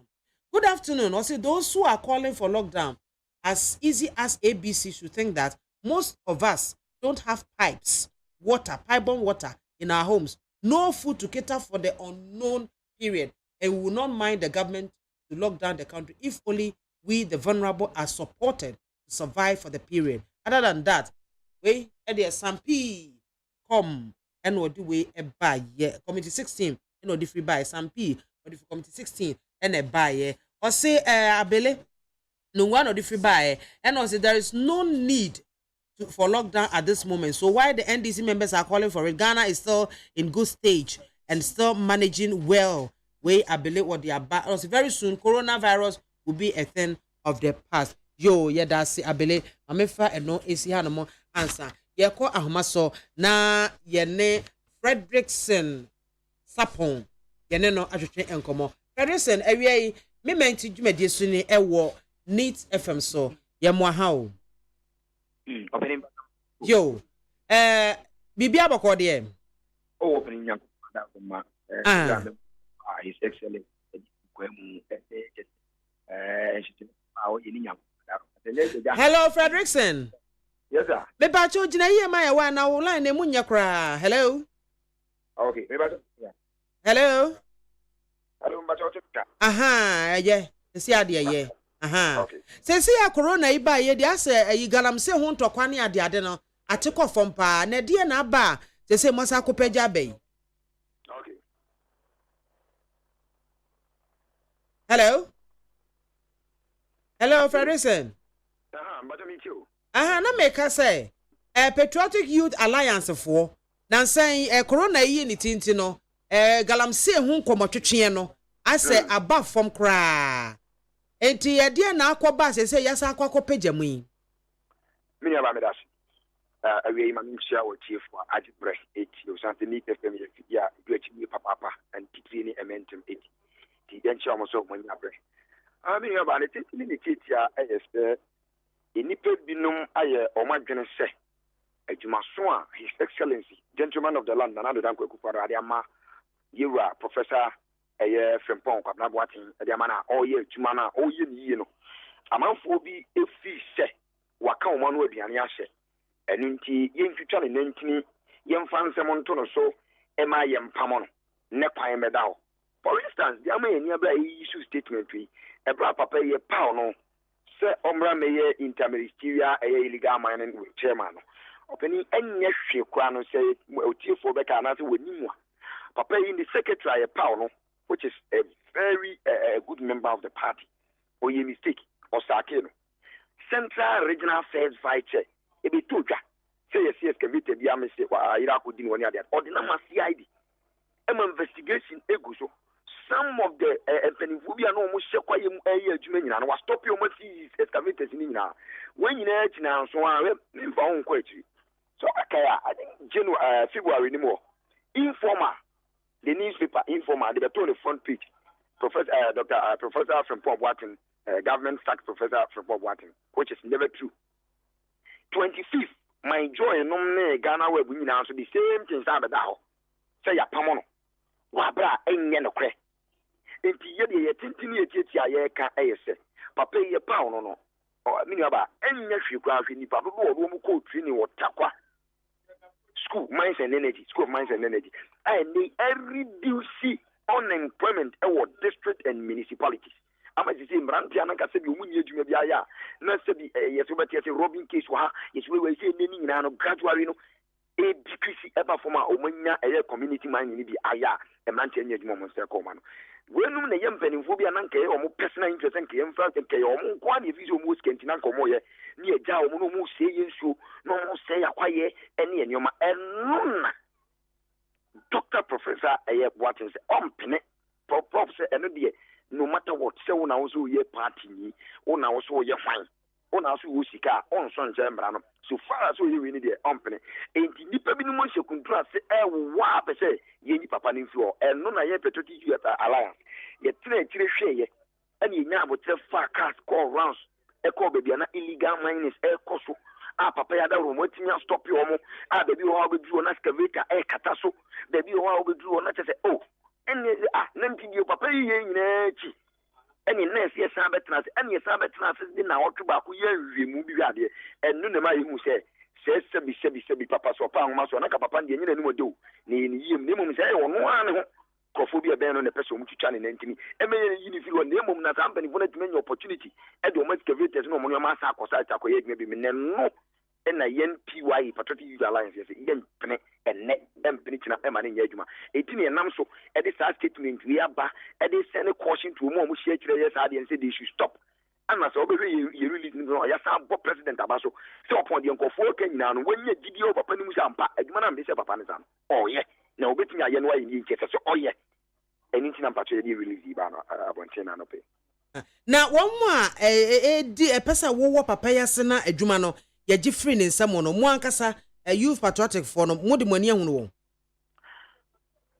mini aba ya na and Simbio, I said, the panic na high no, Sempany for say, yet a Sunday Benyansem. Na Menoka say, or more shake, because of say, we know, Ukuni moi, a binum party for nominee and the license, Ya prompt said they should stop. If a causes we will come out with names and a very shocking president, a very shocking all the entire country. Some of the names are you could say you produce some name with Babontia. You open your mouth. A dear Nesimu Kwan some of the names in the Babontain. The battle say a dear Nesimu Kwan some of the names in the Babontain. Anthony Pobu baby said.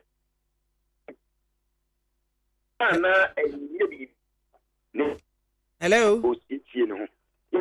Hello, Jina ye mami kakrawai. Hello. I mean, I'm in here. But Ene Jina mami. I'm going to come here to you here pa. Hello. Aha. Kasa. Hello. Aye. Fantastic. Enti mini abade busa de man na me kan ye se penifo so ba che dwaaya na sebi enye bibia na osiesie ne huye e na ta bi diblika kan na be se panic na hai ensem no internally eye party fo binum na e sorry tia papa no enti ye di caution we ba I hope say wo fidi kase ye won kan popuni man dem ayi di ye obi e tie du samre ne obi e tie na minim se sam penifo no so ate de ye kan na omu be jai e free na de ko anya sa ye ma wo mu take 2 weeks say if a course sa biem say de omu hia there are some places ni aba ma ko meeting one kind pupuni man tem have all the place you hotel am go meeting na da mani wa ena na me bisa say e dey opportunity so because ye nyina ye fight corruption ye fight na say when you obi e bia all ye deals bi ni ade a emmoa o man yi a e dey ne se hu kwan say wontumi fa ni pani din enkoma say special prosecutor office kra na wo we wa bie ne prato wontumi fa nkoma na wo munye mu hwehwemu na me da se pa ahun say why I say abo akoko so aduane no kan ni na adu me so hwete kwa ase edi ntia on say no ni mo be so difference de ba enti so wo hwe we yu a eye kokobo te say de me ne wo kasa amaka ti o ya ye patriotic alliance de wo Ghana manfo nim de yitimi ye kan say no ye wudi ni kuta dada the last time we can say wa kasa fidie su kwa me no adwetwe nkomo pen ye kasa ade ni kuta ye de ba nemom ebeye se ebia na nipa na yefidi wo twasa nim se na chiatia die bia na omu nim se ade na omo ye ne nye enti ya cause omo se they should stop but dem omo se to aso sa ade a wo video ya so abo se me bubu din ni ma me bo we ni ma bo minister we ni ma bo we ni ma bo we kwa ba be ba wonu me se ba bia meeting call so e won kan ha hotel wo nyina we have it what has he done because or preventing to mamu nye illegal man any yes you be fa kon bia so am ye yile fi that is the motive from the negotiation meeting enti we sa kokoboi mo ma kosi da ben ye mo 10 days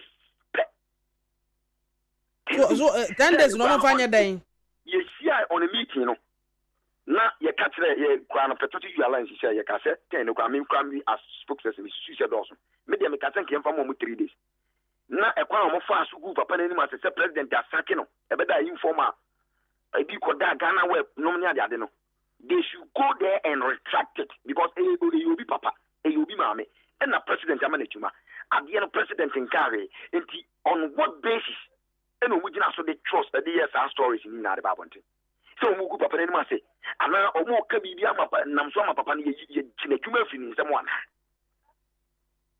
mina ba minim se de make o ti de make pa me tie pa me tie na de ha twetwe maso kakra ne se ade no Ghana for no akra e de sobo abo ye mampanyi dada se ote ho ehwe e ma corruption ene ade ekoso enumwa ma sa galam se hu sensemi pie ye ma MPP ni panyi baako ye che no asem no e wo court a panyifo gu so aye mu hwehwemu na se mu amose mu ye youth meba maminwe mu amose mu ye patriotic youth alliance for PYA mose mu fight against illegal galamsey na se galamsey na mo hu se nipa binum se panyimfo a wo nim de panyimfo a wo nim papa ne bone supervise sa illegality a die ne simu kwan se mo be simu pampampa akọ special prosecutor office akọ bo na mane na mo de evidence kita mo e de ama no yeah me aba ma me na wase question obu say na on say before say they release the baba bonte no ye wo areas ya ye copy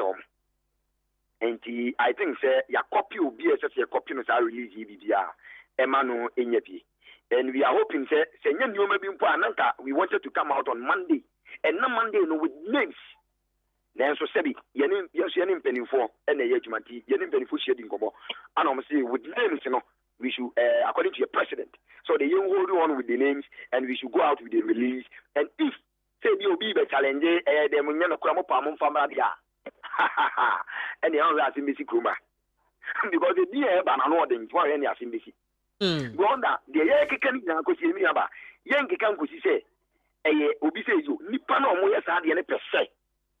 Yeah, Professor Air Kwabna from Paul Watino. Among common because or more pine yet. In the Gina feeling some as interministerial with a man in the dear. Now, my poor be of about the show, be more your quiet issue, no Macosano. And none of your patriotic duty who you are president, man, yes, yes, no, won't you or Mocano? No, we are Mambo or Montpegani. And is that 10 ultimatum now, Modia man, 10 working days and answer a year 14 days. Me pacho, your man 10 working days. And you do any shimo about 14 days now, or the year of this room. Yeah, that's it. And only ultimate media man. You do also Mobatinka. Yo. Ira Frederickson Sapon ye bedwa serie. Me so me da sibi pass when your brain am any more fidikesi akasa. Frederickson Sapon ye kasama for Emma Patriotic Youth Alliance. Womo se womo asore atia se womo ko ede atia garamse nia ekoso nipa bi hyehyehye ho no mo a womo ekutia Dr. Professor Frimpong Boateng one person adwuma bɔ no sansa wo makwan emma Sabi Krono ene bonafosam entime enkoso abusua me manti ene wasogu a wotie 100.9 FM so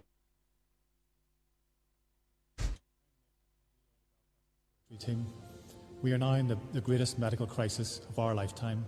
Stay at home. I'm Angela, one of the respiratory consultants. This is the crucial time. This is not a rehearsal. You will only have one chance at this.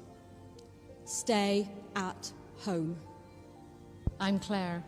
I'm a respiratory nurse. You can play your part to enable us to play ours. Please stay at home. I'm Julian, a respiratory consultant.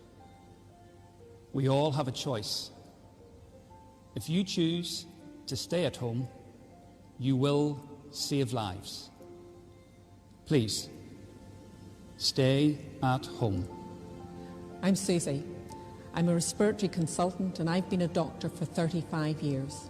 We are facing our greatest challenge and we're frightened. Help us. Please stay at home. I'm Siobhan. I'm a respiratory physiotherapist. I know where my kids are. Where are your kids? Keep them at home. Stay at home. I'm Roshing, a respiratory nurse. Doctors and nurses have died. We need to stay healthy so we can help you. You can help save our lives. Stay at home. I'm Anne-Marie, respiratory nurse consultant. Thousands of people could die here. Help us reduce that number. Play your part. Save a life. Stay at home.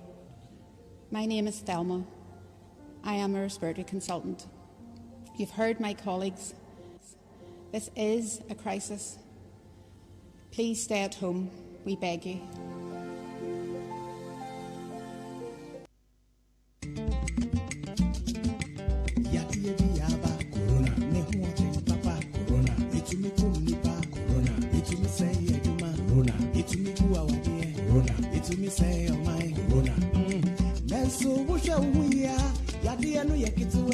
We shall win the battle. Befia Fasamina, Pohoro Wonsa, Semina Ninsu, the sanitizer, Fapipa Wonsa, Afe and Semgia, Ubecaso, Etubamia, Ubecaso, when it one not was so, and Fawonsan Kikaho, Unya Fever, go hospital, Wubawansu, go hospital, woman in Sisua, go hospital, Nedi Adriane Papa. Me 19 was so egwa wutie 100.9 FM so akoso more edwe fi kukran to me no was mommy please The battle is no more scientific, no more financial, no more knowledge, no more political direction. The battle on this virus is more spiritual than physical. New scientists are telling us that there is no drug, but the only thing that can fight this virus is our immune system. Political authorities will try every possible means, but it will not work. They will kneel and cry unto the Lord. The virus is a plague. You will see it afar, but it is near. It has been thrown into the atmosphere. It is faster than what we ever imagined. Let's monitor the space in the next 2 months ahead of us. The only thing that can stop this virus is prayer. Everybody should watch a prophecy from Mate. Meda say Farouk Tema and was say no one will want to be in the shoes. Good afternoon, MAAME. I'm very happy to hear your voice today. The more importantly, God bless Dr. Osei Kwame and Dr. Ofori Sapon. And I always pray for them. Gideon Mwako, aka Kwasinkum, or the way free Agunankum, yo, Gideon Edasepa, Dr. Osei Kwame, despite any new Dr. Ofori Sapon, won't no, Yame Bekoswa, Eshrawon, na wadum wonda. Mama BMZ, hope life is treating you well. I think the lockdown will be the best solution for our nation, Ghana. The more we lock down, the less the virus keeps spreading. Still, let's all wake up and pray for our nation, Mother Ghana. Labi Edwefi Oyibi Estates Ena Ode Abba. Good afternoon. My name is Oben Roxon, Midwayfree University of Ghana Business School. Please, with regards to the lockdown issues, it's not prudent for the government to come out with the lockdown measures because Ghana is not financially strong to cater for other economic implications. Although Itema, I say good afternoon, MAAME. I thought those confirmed positive are those from abroad who are being quarantined for 14 days. So why the lockdown? It doesn't make sense to lock down. Can this country survive a lockdown? Hey, let's not fear cause us to take wrong decisions. Ghana, for my regards to NS Yaokumi, Ebi Obi Awajo Swine. Kwame Entry, New Aplaku. I hope COVID-19 is awakening and it clearly shows we are not masters of our own destiny. Where are the so-called global superpowers and economic powers? Where are the arrogant nations that call themselves policemen of the world? Where is their so-called superpower prowess? They have all succumbed to coronavirus. This tells us that only God is the greatest powerful almighty. Elvis Benjamin Oduwefi Pram. And also, good afternoon, BIAMAH. As far as I'm concerned, the best option as a nation reeling from this the terrifying impact of COVID-19 at the moment is a complete lockdown of Ghana. There will be different and diverse views on this decision, with some arguing from the point view of how mean the lives of a good number of our people is. The question is, if we consider these views and stay like this and later overwhelmed by the fiery impact of this disease, what shall we do then? Elvis, Beyonce, good afternoon. Please tell the man you are interviewing to firstly lock down his family and control them and allow God to direct his people. We have 47,000 infected, but Merkel is not planning lockdown. Tell him they should help the government after this virus and speed up the national ID and the TIN number to reach out the needy. Simply, please, Mahama, copy despite media and stop the talk. Nana Boaji Berlin and Ode Ifri Ebaye. Theophilus, or Simidin edit Theophilus, Bedifri Kumase, Mami BIAMAH, tell AkwaFo and his ministers to get set their priorities right by posting qualified nurses who completed nursing schools all the way from 2017 till date. To help beef up their action plan. Let's not forget that if this COVID-19 should translate into our rural communities, that one they don't say, that one don't say. I'll say good afternoon, Mama BMZ. Please, I would like to ask how the world can get out of this deadly disease without a vaccine. Why am I asking this? Assuming we lock down the country and later be able to deal with all the cases, how are we going to sustain it? How long can we continue to close down our borders since most of our cases are imported? I'm really scared. I don't know how the world will get out of this deadly disease if God doesn't save us from set or into kasonyanyano. Ow. There was somebody papa.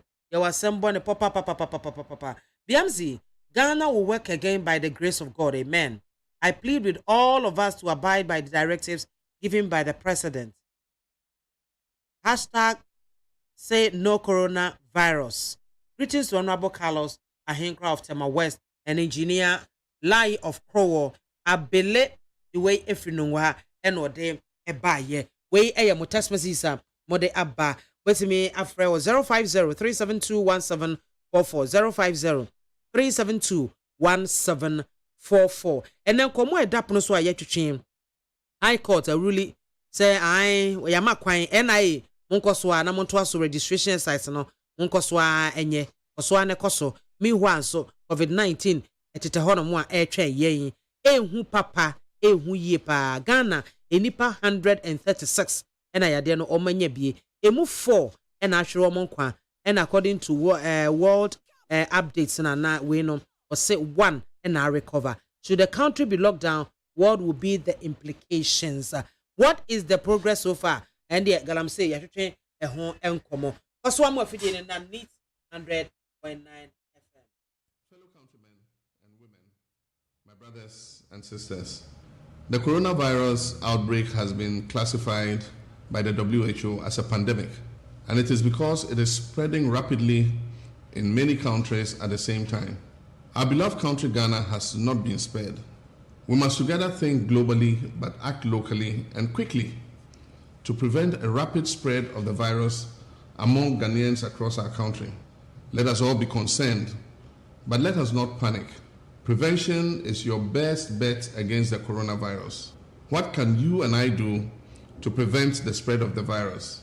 Wash your hands regularly with soap and under running water. Avoid handshakes and hugs. Keep an alcohol-based sanitizer handy and use it as frequently as you will need it.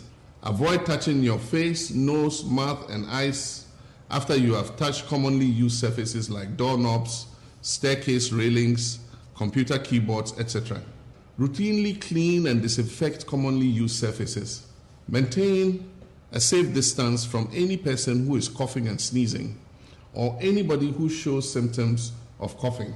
Always cover your mouth with a handkerchief or a tissue or your elbow when coughing or sneezing, and dispose of any handkerchiefs and tissues appropriately. Wear face masks to prevent droplets from touching others around you and also prevent yourself from such droplets. Limit social interactions to the most important events and avoid large gatherings. If you have a fever, cough, sneezing, breathing difficulty, aches and pains, sore throat or diarrhea, please visit the nearest health facility to get screened or tested. But before you do this, apply the rule of self-quarantine. Seclude yourself from other members of your family or staff to prevent them from catching whatever you may have. And please follow the guidelines released by the Ministry of Health and the Ghana Health Service. Our health is our own responsibility, and so let us take it seriously. Let us stay alert, and let us stay alive. Needs FM. Hey, catch it. Listen in here. And you ma beto to dia me baba no hwade no. Twem so betumi a. Hey, now Becca. Ya John to mami ensa duku portmanteau. This way chocolate drink. Na kan wo hwe afibian so beri ni waware ni a. This way chocolate drink. Na kan sia. Asew. Wo den kan no tumu ho. Me be mo anu nso wo hye kwa dia ka ho. Wo hwade a wapi ho. O ka sa batete e da fom won. This way chocolate drink. Crash up a pair, Baba Wari. Aso, ye fear said this way chocolate drink, your Soriano pan on yenum. Ye bishop free genome no snack. Ye yaho who I don't yet serve woman. Ye did really a pebibia bog we had yasua. This way chocolate drink in yenum. And at this one, what's Yanua? Has such a woman, cocoa woman, prick woman, bibia woman. I don't hear any social. This way chocolate drink. You hear any social. FDA, I just said you didn't crack to more to say a ye. But dear Bakwan did in another coin, in fact, and a dear Duchum. I do can cry. A bush for be the bear for a crassa by Pabacano cracker. There you Nya ho bi e wo fia ha. What? Fi say enna bekwan wo hwe ni ne se ne ene de ne se ne chirhwam city no a. Ete se kurase abenu a awo besra no wota de ba ne bi. Oh, ene ne de wati. Neat palm nut extract na me dia bo abenkwan sa. Neat palm nut extract. Ane abefefe de dirty apa wo kan wasemi. Eno bi na neat foods o ma chia ku chansi mu. Enti se dia me nsa bra kura wa benwo. Na fe na me ko sai bra ko no abewo jaso enko wo nko chi me fe ne nwa ho. Ena me dia ya benkwan any stew. Oh, na say neat foods e dia bekwan abade a ena no ato man for bre so. E bre do mati bi so pa fi say abenkwan we ne ye gi adaje. Enti se wonya neat palm nut extract a umre kura. E say ababri so ena odi aye. Na nam kitua bi mpo a wo banu nkwan atafre won sa. Neat palm extract anase neat abenkwan. Nia e de ne say emu ohwam te say abenkwan ye nim dadaada no a. Ana so bie so nya dio. Wodo sa so mu a hu na wa bie so wo mre kura. Neat palm nut extract. Oh, come on. Na oni bibi. What dia san kwan we pa da wodi neat palm no bi e be ya be kwan besro mi didi a obi abo punu a wosum ni ho. Oh, wa so. Me am pa didi sem bia. Yo, oni amanfo a mo pe bia no obi anko supermarket. Any jom FDA ahwehwe se adwede nkrato emu agye atum se eye.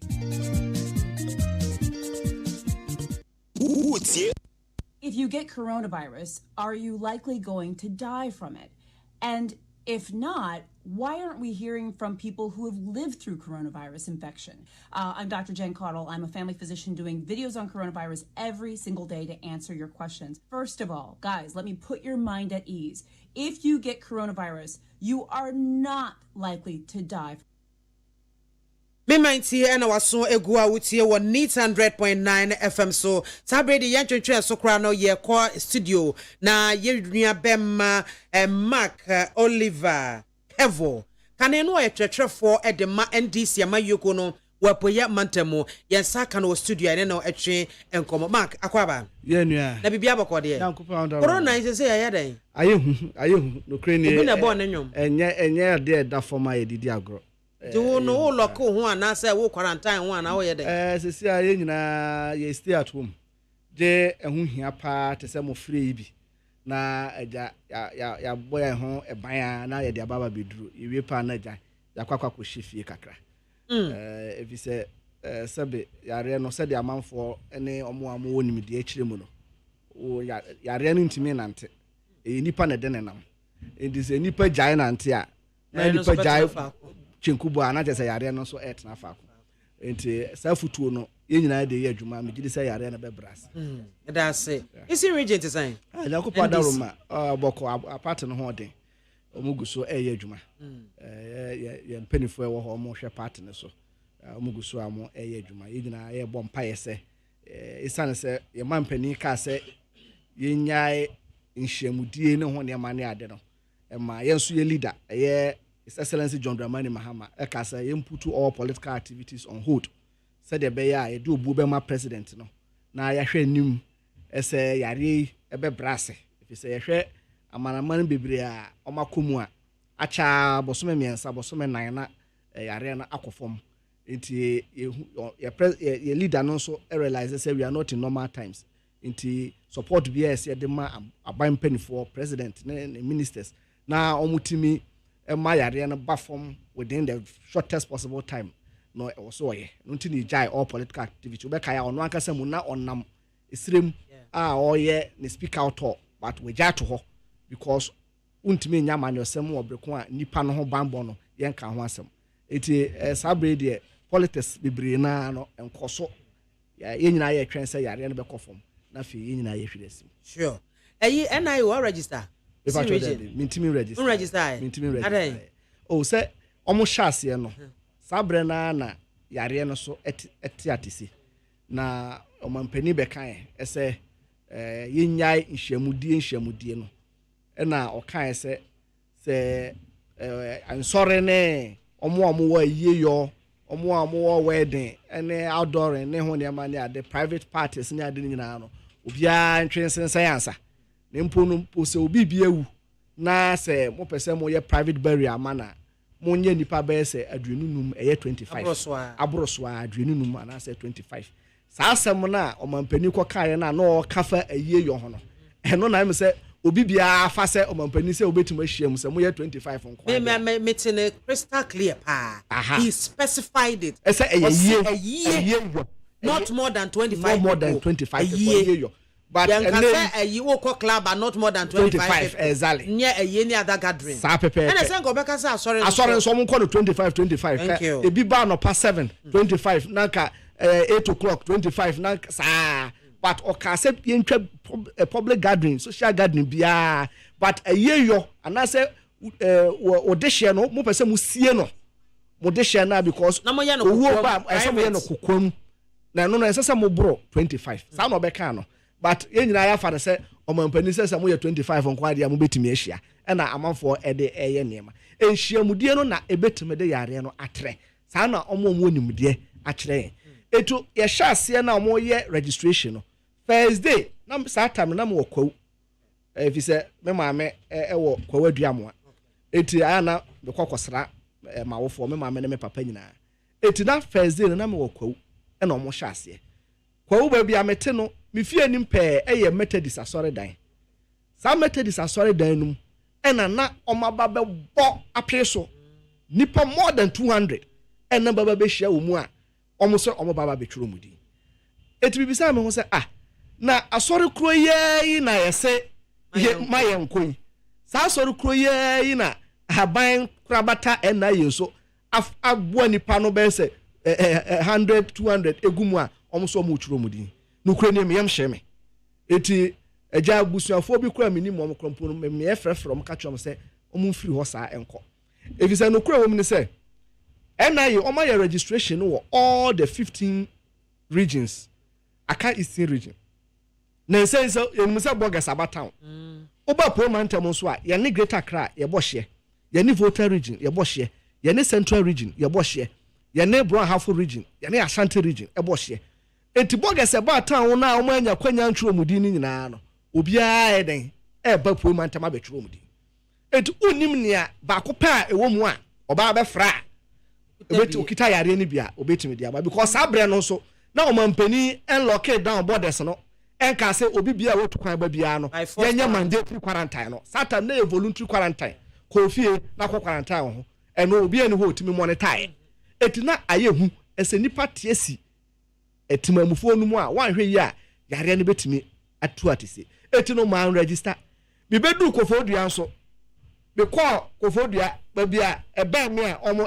register oyoko san so be do center me bie me car window no kakra hwe mu hwe ese nipa no go am se dabi meet nipa bodom pim say meet me risk my life na me di fi ho ene ye hya ase se ye ka ho asem no kranie medical doctors Ghana Medical Association omo ka ho asem obi an fi wom I think some issue statement krompo ewo ho obi an mu am eye amanyoko NDC ewo promantem mo regional communication officer Dallas Williams ono so issue statement esa nia ekoso no emwa ono de bi omfa so oyamanyoni into obia emwa no since then Ghana Health Service for a regional health directorate almost a issue statement omkwa de omka say doctor for no nam no mu hu say nipa na bochenku saa omuntu omfo na omo end this person and also besi ne yemwa etina ye hwa ye ni akwanya foforo bia because omamu ase mra ye adwuma untimi mfa mra hya wonsam enka se wo call rounds wo koskata crowd no ne ho ne mane ade etina e wo say ye den ye de ko ye de fa mra kwan so enti da be na mo de asam no court enti ye de asam no court I think say 21st March and ye de court ona se enche ye kra enti ye de court 21st March no court be a ye human rights court high court and 23rd no the 21st na ye de court no na ye expect say ye sabeka injunction no iti omo my notice say ye fan koma National Identification Authority for iti ye de koye emomo sakan na ohwe emra kwan so at the moment awon sabeka no e wo so uja adwuma awudi but ade che memne da no ye hu se na omo eguso ye adwuma NIA for no omo guso ye adwuma ena ye cite omo mpanifo no enan for contempt ese court process na hyase nti so do obuo ema court. Na that time na court ama on krata. Yes, na court ama krata a belifa ko serve om. Oh, okay. So no mabu omani aguso. Etini ye serve om contempt no. I don't know say ma omani ba om so say wan hwe ya professor pa osan ye lawyer ni trima bobil sa no wan hwe ya na court atwena baba begina court ama omatwi nanim ana ihu se o send information ama omadwuma info no se omunyai adwuma no. Meba Oliver ayi NIA for no one anu yi a de by time ye nkrofo send petitions ne ade e de wo ma no tumi say yare na betro empetre ne ade munyai na wo mu mfi no anu yi de by ne say mampanye ka say social gatherings ne ade no wo betimi aye but adopt ayi practices a ebema emma yade no entre say bi abelro nsa mo de hand sanitizers ne anu be provide na afi so betete montam social distancing no betem ere aka na no na wo mo eye ho a na wo mo ma kwanse nipa ebebo apeso eno no mo anhunu bibia sa ya ne timufuti prekopedi asam no court minua ya sha se ye kasa na afi ye de infoni because ye kwa na afi twamfoni no na ye de kire amanfo se ne ekoso nie because na se obi ampa se obete asem enti ye sa de no na ye fo no send message edema omo district regional district registration officers omo from DROs omo operation manager no send omo message say omo ede Veronica bucket no bi ebre omo ebre omo hand sanitizer na hand sanitizer omo de bre omo no uhu a ase ma mo de kamonsa quintessa mo de kamonsa so ma na shine keten nipa be se 14 na use wo ho ona nyanke to asa me hu bi eswapa o so uhu ya eswapa eno kwabokra no FDA ene standard authority na list na ebesi ne tintin ebesi ene uhu ya dey different because na ehu ya ye twa na picture na dey nketen bia once the 50% quintess dey bi ena omo de baba begu ho ma ena omo ka kire omo say omo mpe centers be ye miensa district bia omo mpe centers be ye miensa na omo kope enipa 25 na omo fo omo ntena edem ho na omo ntete omo ntem na omo ntwa enfoni na omo fa emane no eyo national operations manager no yensa eka saa information na o send ma omo ni bi eti anye nwanwa se anche bia ehu se omo de saa enfoni no epia bonten ba mi nua ba yare we no yenfa propaganda any impression management en kosa yare we na aden na mo taking up on myself say mo ba educate public no mom na ne say NI officials abeseti up on tables ni ade a ye me register eno to so e mi nua NI fo omo enkomodi a omo di wa premantam ene say enche bia no omampani be ka say obi an hwe dem say de ekoso wo amanone is ukọ friends in South Africa ukọ UK ukọ Germany ukọ Italy ene ade ania bofu mu ye friend lockdown enche bia omampani be ka say obi an konkọ hwe dem no omampani ka say obi an konkọ hwe dem a oma aban ne be start say obema efie bia mu aduane it is a unkura national identification authority for card ni bia on sanka ene say de yenya bi no etino eno na emma nipa bebre na ka say ene say bibi say na ebesi dia ene chenchere say me kosala na me mensa kamera say komo ya e say komo ya apart from that almost say o yare krompo na say unkura sa card ni bia enya dia ye behwe eto ma ya ma na aye say card na ye agenkwa bia so wa promantam no sanka bi dia na che se wo de wa wie yaba eno na ma for de ayam hihye ene friends say sabe on pekura na onim say yare wo ho onim say at the end of the day no betumi akwa yare but o take sa risk no because ekom so ya eno na ma omutumi bodom pem ko no nje se omonte nkyerɛkyerɛ sɛ ne ahemfo kura dom ho agim asɛmi bae kwa ma ahene wakasa fa ho esa manfo entra fie ma entu obi entu kwan basa na eni ehuni se de esi edi no eye oba new dwaben professor ono so e de krata bae eso obi a da sebre oti obi a ahemfo no obi ade ne ho obi asante kotokon so ase eti ewura nkrofo asum na mmom no sabe fa beje eyi ticket ne mra waduane de wunim ye nuanom Ghana-fo bebre na da be kwakwasa lai se obi ne bi aduane ho fucking so ase eno na ama we pa na dompem no amanfo ebo se de be ya omonsa beka omo card ni bi enye sa de anka obi enu ho be ha no ho akwakosa lai o ne ehu so de say e bia wo de obeka say wonko osu nua bi be kwakwakodim woni ba bia be hia na o de sa yare na ba be ka enu ntu de nyina ya fato ye ho so say enye ye nko a ese ye bo ye nko a ho ban beka so bo nko a ho ban at the end of the day no obi be kwakofa na o de aba be say enei statistics na omo e ka no ye wo omo a wutu kwan na nkofa bai but yes I wo omo nso a no mo ha ya on tu kwa obi ko bo wa onim embassy kura so tiase otini ma mu ha ya also obroni yare abeka no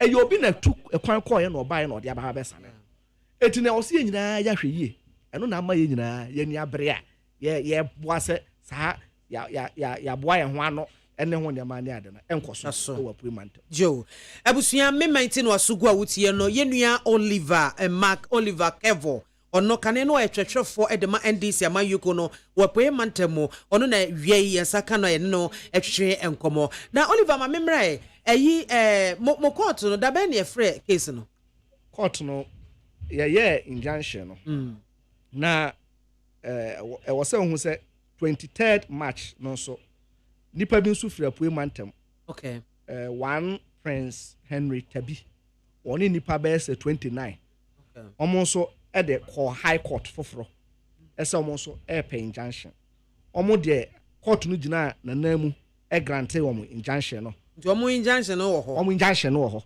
for 10 days that's sustaining ese 10 days no so a omo betimi repeat injunction no enti eno e wo ho eti ye de no na anka 9th April ena ye betena so na ye court no na ye nim se ena yefo no mo ya so den omampanin soma omo so omo mama ye adwuma ena omo ade omo tintintintin eye eti ye kra de ye sign omampanin ti eso omampanin enim ho hwe enti ye court na omampanin kwampote se court asem kra ba mu ni ade a anka omampanin betea omo na anka omo agyae ebise na fichire pe ena saa dwuma no ekoso enti no ye share 9th April no ye watwen mu se 9th April no ebeso na nyina ye hia ne aboyonkuru ena attorney general because ya ban adwuma enti wo siwa wo besiu attorney general so aka ho enti ye the attorney general aka ho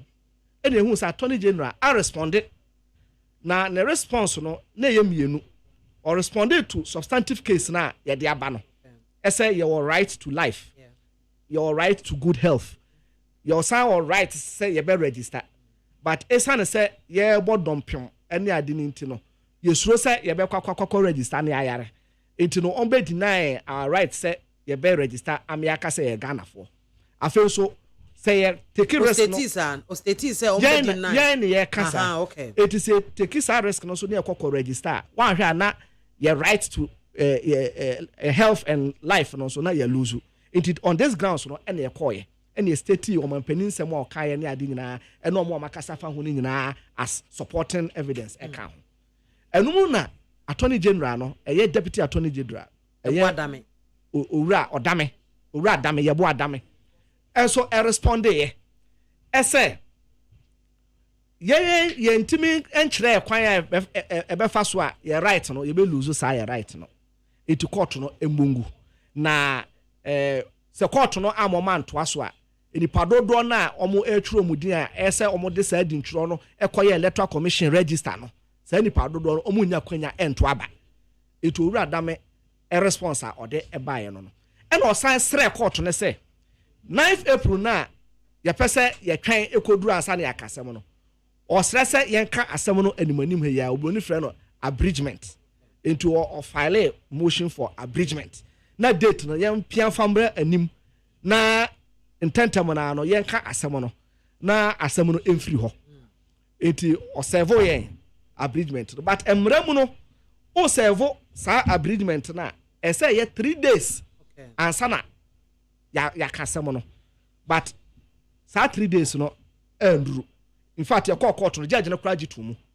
esa sa na mra ne te e wo say o serve nipa no 3 days na nipa ne time bo ano ho because o pese ya kan ntem enti e bia ono fo say 9th April nyama ya say o gada de ba court ne ho ne amane ade na e bia na omo ane ho wie e na wo pese o ye ne ntem enti ese ka o serve 3 days no wo ma anye sa 3 days notice no judge no ejitum also judge no ka say chenchena yentwaso na yen kasem no even though no osusu say we boom ran high court amode asem no call human right court no high court no or judge or tie adwam na justice so say yes serve mo say 3 days no or jip to mo say akese kay serve yen 3 days notice no okay also man abridgment no but o man but ya ba court there okay ene yen kasem no okay na ehọ no na ehu say sasem yi omampani ani wom pa e na ma mudi hu ne efi say yehu say a lawyers be say 18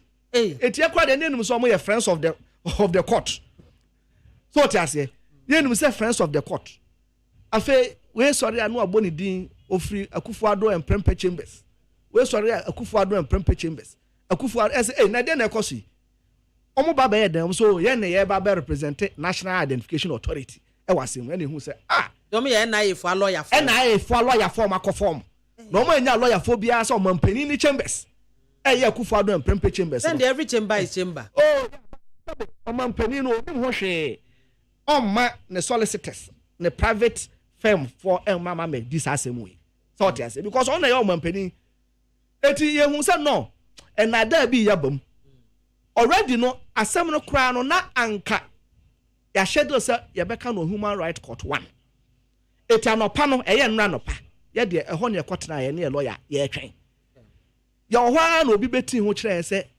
Godfrey Damiama registrar na befa docket na free sa court ho e de call Lance court eti wa hwa ye te hwa na ye bu asem no ase ho ene de ahopepere gidigidi e call ase ho a eye judge na ka say yen kasem no eti no ehọ na ye te no na for lawyers no amu free Akufo-Addo and Prempeh Chambers no esevo ye lawyer no esa omo so se omo ewo eka case no eti afa no omo do omo response aba eti lawyer no sorry no ka say judge bi anie afa kra na for edo omo response aba onya branhwe mu otimi nyina na so ehwemu na onfa mezi ono move ni motion no na judge na ka say okay ene fair enti no yenko na anopai yemra eti epie no ye hwe ne akoso ni nyina ne ade na ne ehu se da bi omo be kan se gu echi no maboye sotro eti ehu se da bi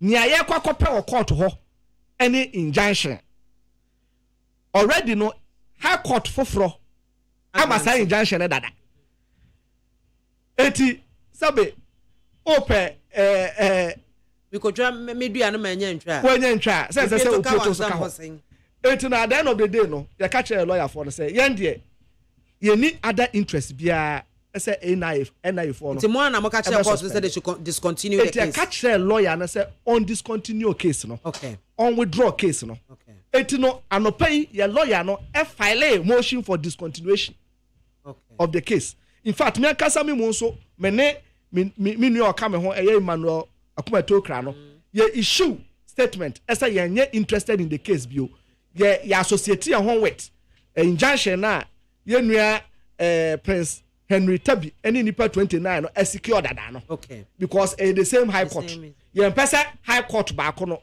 or can we no high court for so kasem foforo eti ya withdraw case no eti ekwa de yanko court ne because ye nim say ye lawyer no okotwe case no assign no kranie ye lawyer no e call court on ohana hote say era Godfrey Dodame wama because onim say ya be withdraw case no judge no kwa na tena ho obo case no so no e na registrar na ka say your friends say lawyer for the plaintiff no oma withdraw case no omo nkrata anie judge no say on tiase and oma informing answer oh why ye ni ruling frifie no de ba enti no na poato de chenchena ya so kan ni ruling no so tiase eto obi a plaintiff ni ho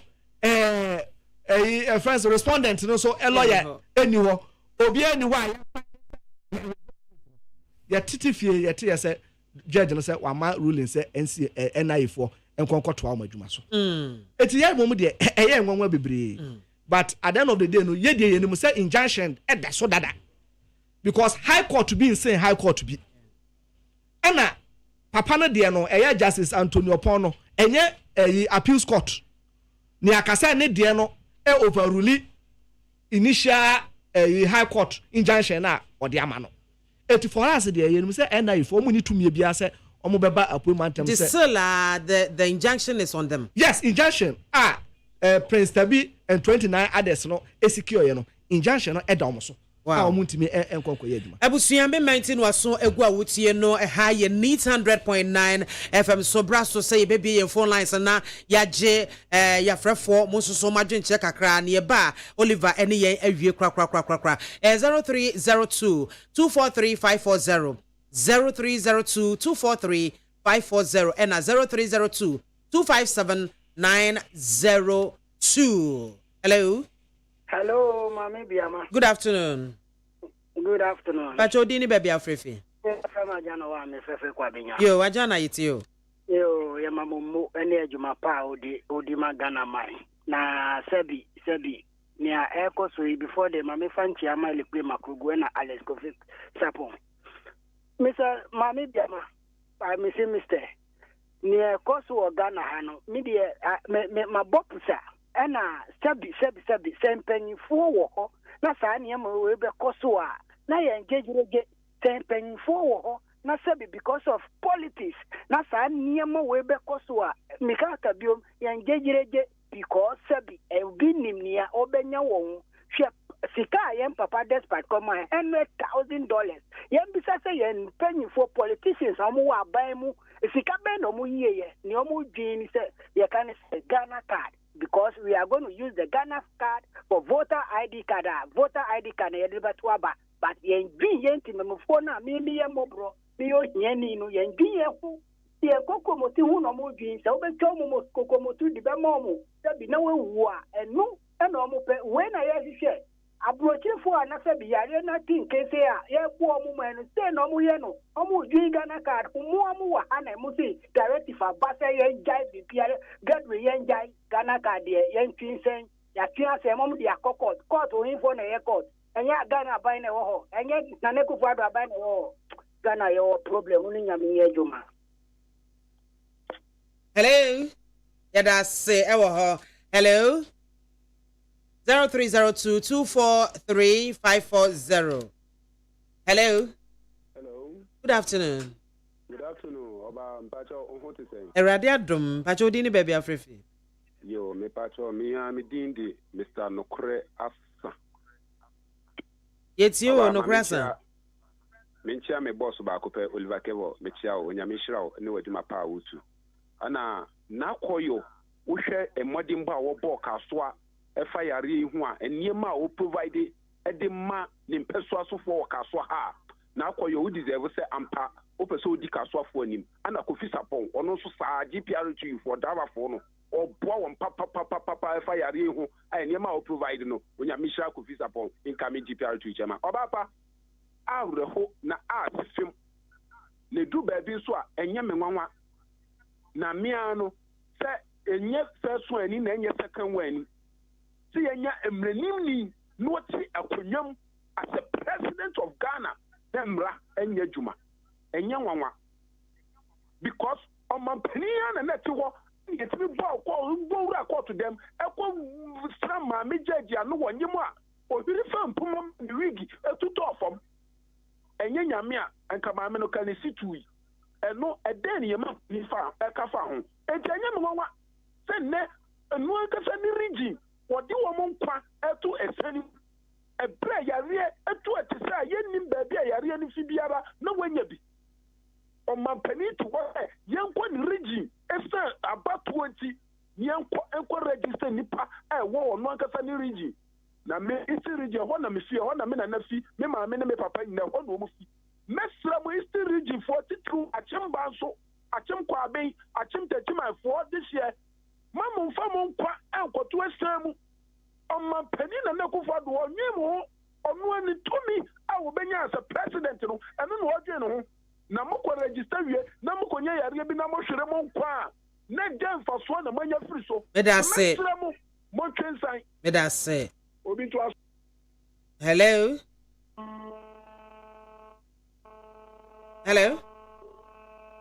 Hello. Telephone lines now is 0302-243-540. Hello. Hello. Good afternoon. Pacho dini baby afrefi. Menu abaye Femi Abolo Mikasefi Alaju. Yo, yet you. Maminchia Mark Oliver Kevo. Mamin kanche ni se nyamima ni mumasu enye dinche na tanfo. Okun yen wanku ama NDC. Okuma Ghana. Ni omuye ye nyina ni ye mu anti. Menu aba uhwe ni aye kikan ye di asida pa bema MPs ni aspirants a omupe MPC di. Uhwe yare ya bai omuna rudo na eya di omu che sanitizers any Veronica buckets enu kwapo na ebuabua because I have central say Abu Raufa NDC for yinene ona malata ni kotubabi ochichebi omu nyina omu ye no omu ye adwuma won say na ye ka corona asem ise seleti na akufado the deputy attorney general wasumo omu akokot ni nyamanya mo se si anu ade na diverting ako NIA card so yesre nimaba power na keke na NPP led by na akufado ope anase dey who the directors aba kana fanyi na somu yeboa sesi anu airtime mu senyi na anu yesi na akufado nini professor Atifua won be do mu dia kodu enu a o se na nse ye pa despite nimia o ma ko mesika okumasi ye di bua because of yarewe na wo die to mi na keke na wo pe isi region yantro Ghana card no ye Ghana card na e di control di na ye nya yare na ewu amimi ba ifaso ben na ebenya iti eneni ochina se kasa ni sisa isiresi na akufado o di subobo media fo ana se den yo ya da say $100 million sikana away ya da say ya da say ewo hodomo 0302243540 na mefa best two more calls bi na yemfa and sorry yen calls no eso 0302243540 hello. Good afternoon. Pacho dini baby afrefi. Yo, yeah, it's you.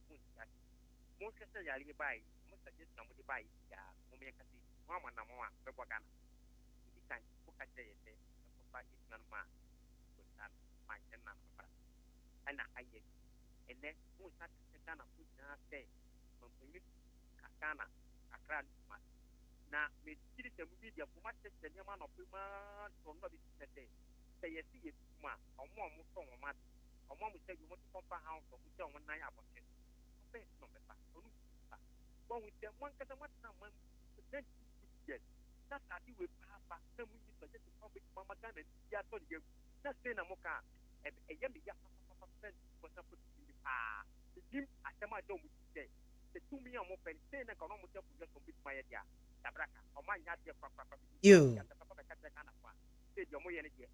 yo yeah that's it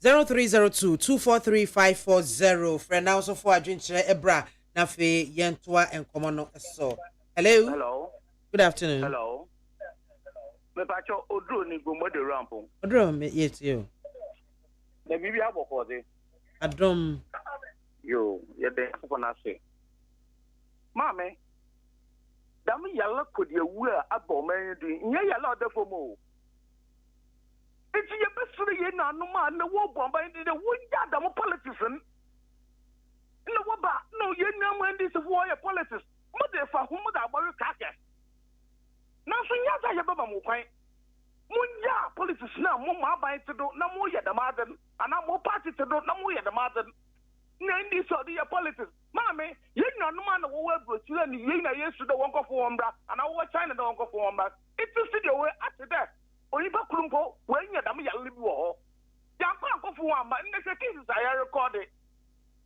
It is more Yamagana than the Yabanuna, another Yaka Hobom, near Shokoya Yabafoda, or my Ghana with Marco. No, your banana this why the because we have the men, we have the men. I war, and the case is up 132. No, you're what some of them on my Ghana.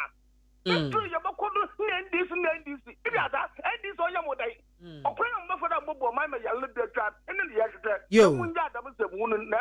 Yo, that's Hana made me call singing me de ebesie me mind see dwumedie na yenua Mark Oliver Kelly Kevo wabeka yen saw ha ne na atwe nkomo na Oliver ma me san mra na yen wrap up kra say eyi court say asem no wadesmese eti wadesmese dia wo bomoka wona wo partner no obi a 3000 da be number akoto ya enye de ya wie ye na omote ye kra Ghana fo abufu nti Ghana fo dodo a omaye so mbetu amaye kra no enya asem ketwa eti minum se nipa dodo na bebre na na yese omo ebetu ade amaye sabe akante sa akwampo kra na ye de enim se eye oman no na yesom enim se nipa na ye bo ho omho ban sabe sa 6000 Ghana cedis no ebia obi nipa ba kope kra yare a obe yare no ebia ne eka oman no be bo sa nipa no ho no ebe sense 6000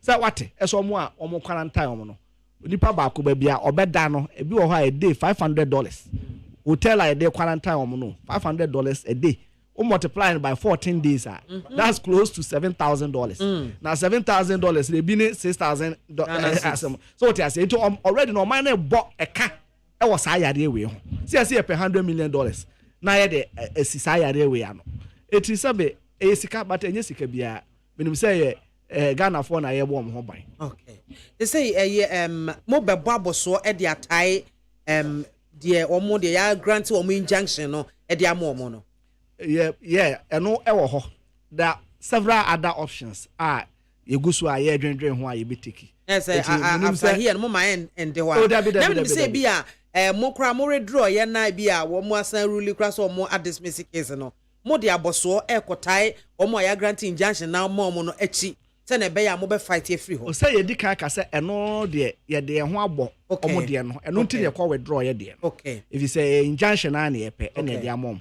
ye hope say omo be repeat injunction no the next 10 days so man pani am be kasa ametia omo anka se omo nya de omo ye na enim say from 3rd no omo be repeat injunction no unless say omo wagadre ade omo ye ya omo ankasa ekotena adan ba kumu a omo hwehwe bibia ya omo de judgment aba abontin say bias na omo ayo madwen say 10 days no ye 3rd April no sa na omo be ye nea ewo hoi eno so yenso ye wo ne ehye adaka mu so e de twan omo eti ye hwe na omo so ebe ye but at the end of the day no nea ye nyina yesuro ho ene say yare no emeton sane eto sane a Ghana for ye be ye mobo nyina ye mpa ye at the end of the day yen ya ye say ye amanyofo yen ya ye say ye sentropho ebetumi aka obi a enti obi enu a ogbo mpa ye say yare no enton sane eno ne mpa ye nyina ye bo ye bo mpa ye no so na ye yankasa ye famu dia ebesi yare na no kwan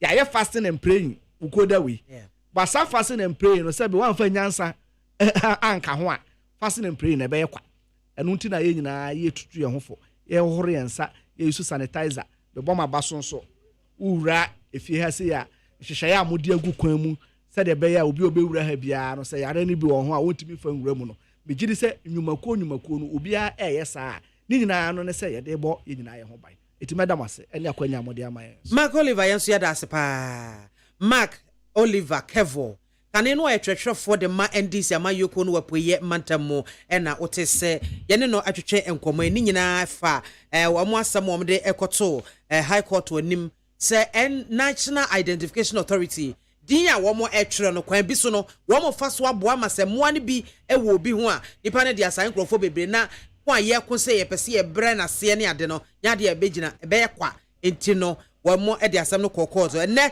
court abua se wo twa asem no mukra e de eka 6,000 cedis e de agu Oliver ene ne partner so se wo mo mra na wo mo emetua enti nkomatwetwe no e na aha ne de ni nyina ye de ebesie ne ye kai wo se memanti e na waso egu a utie no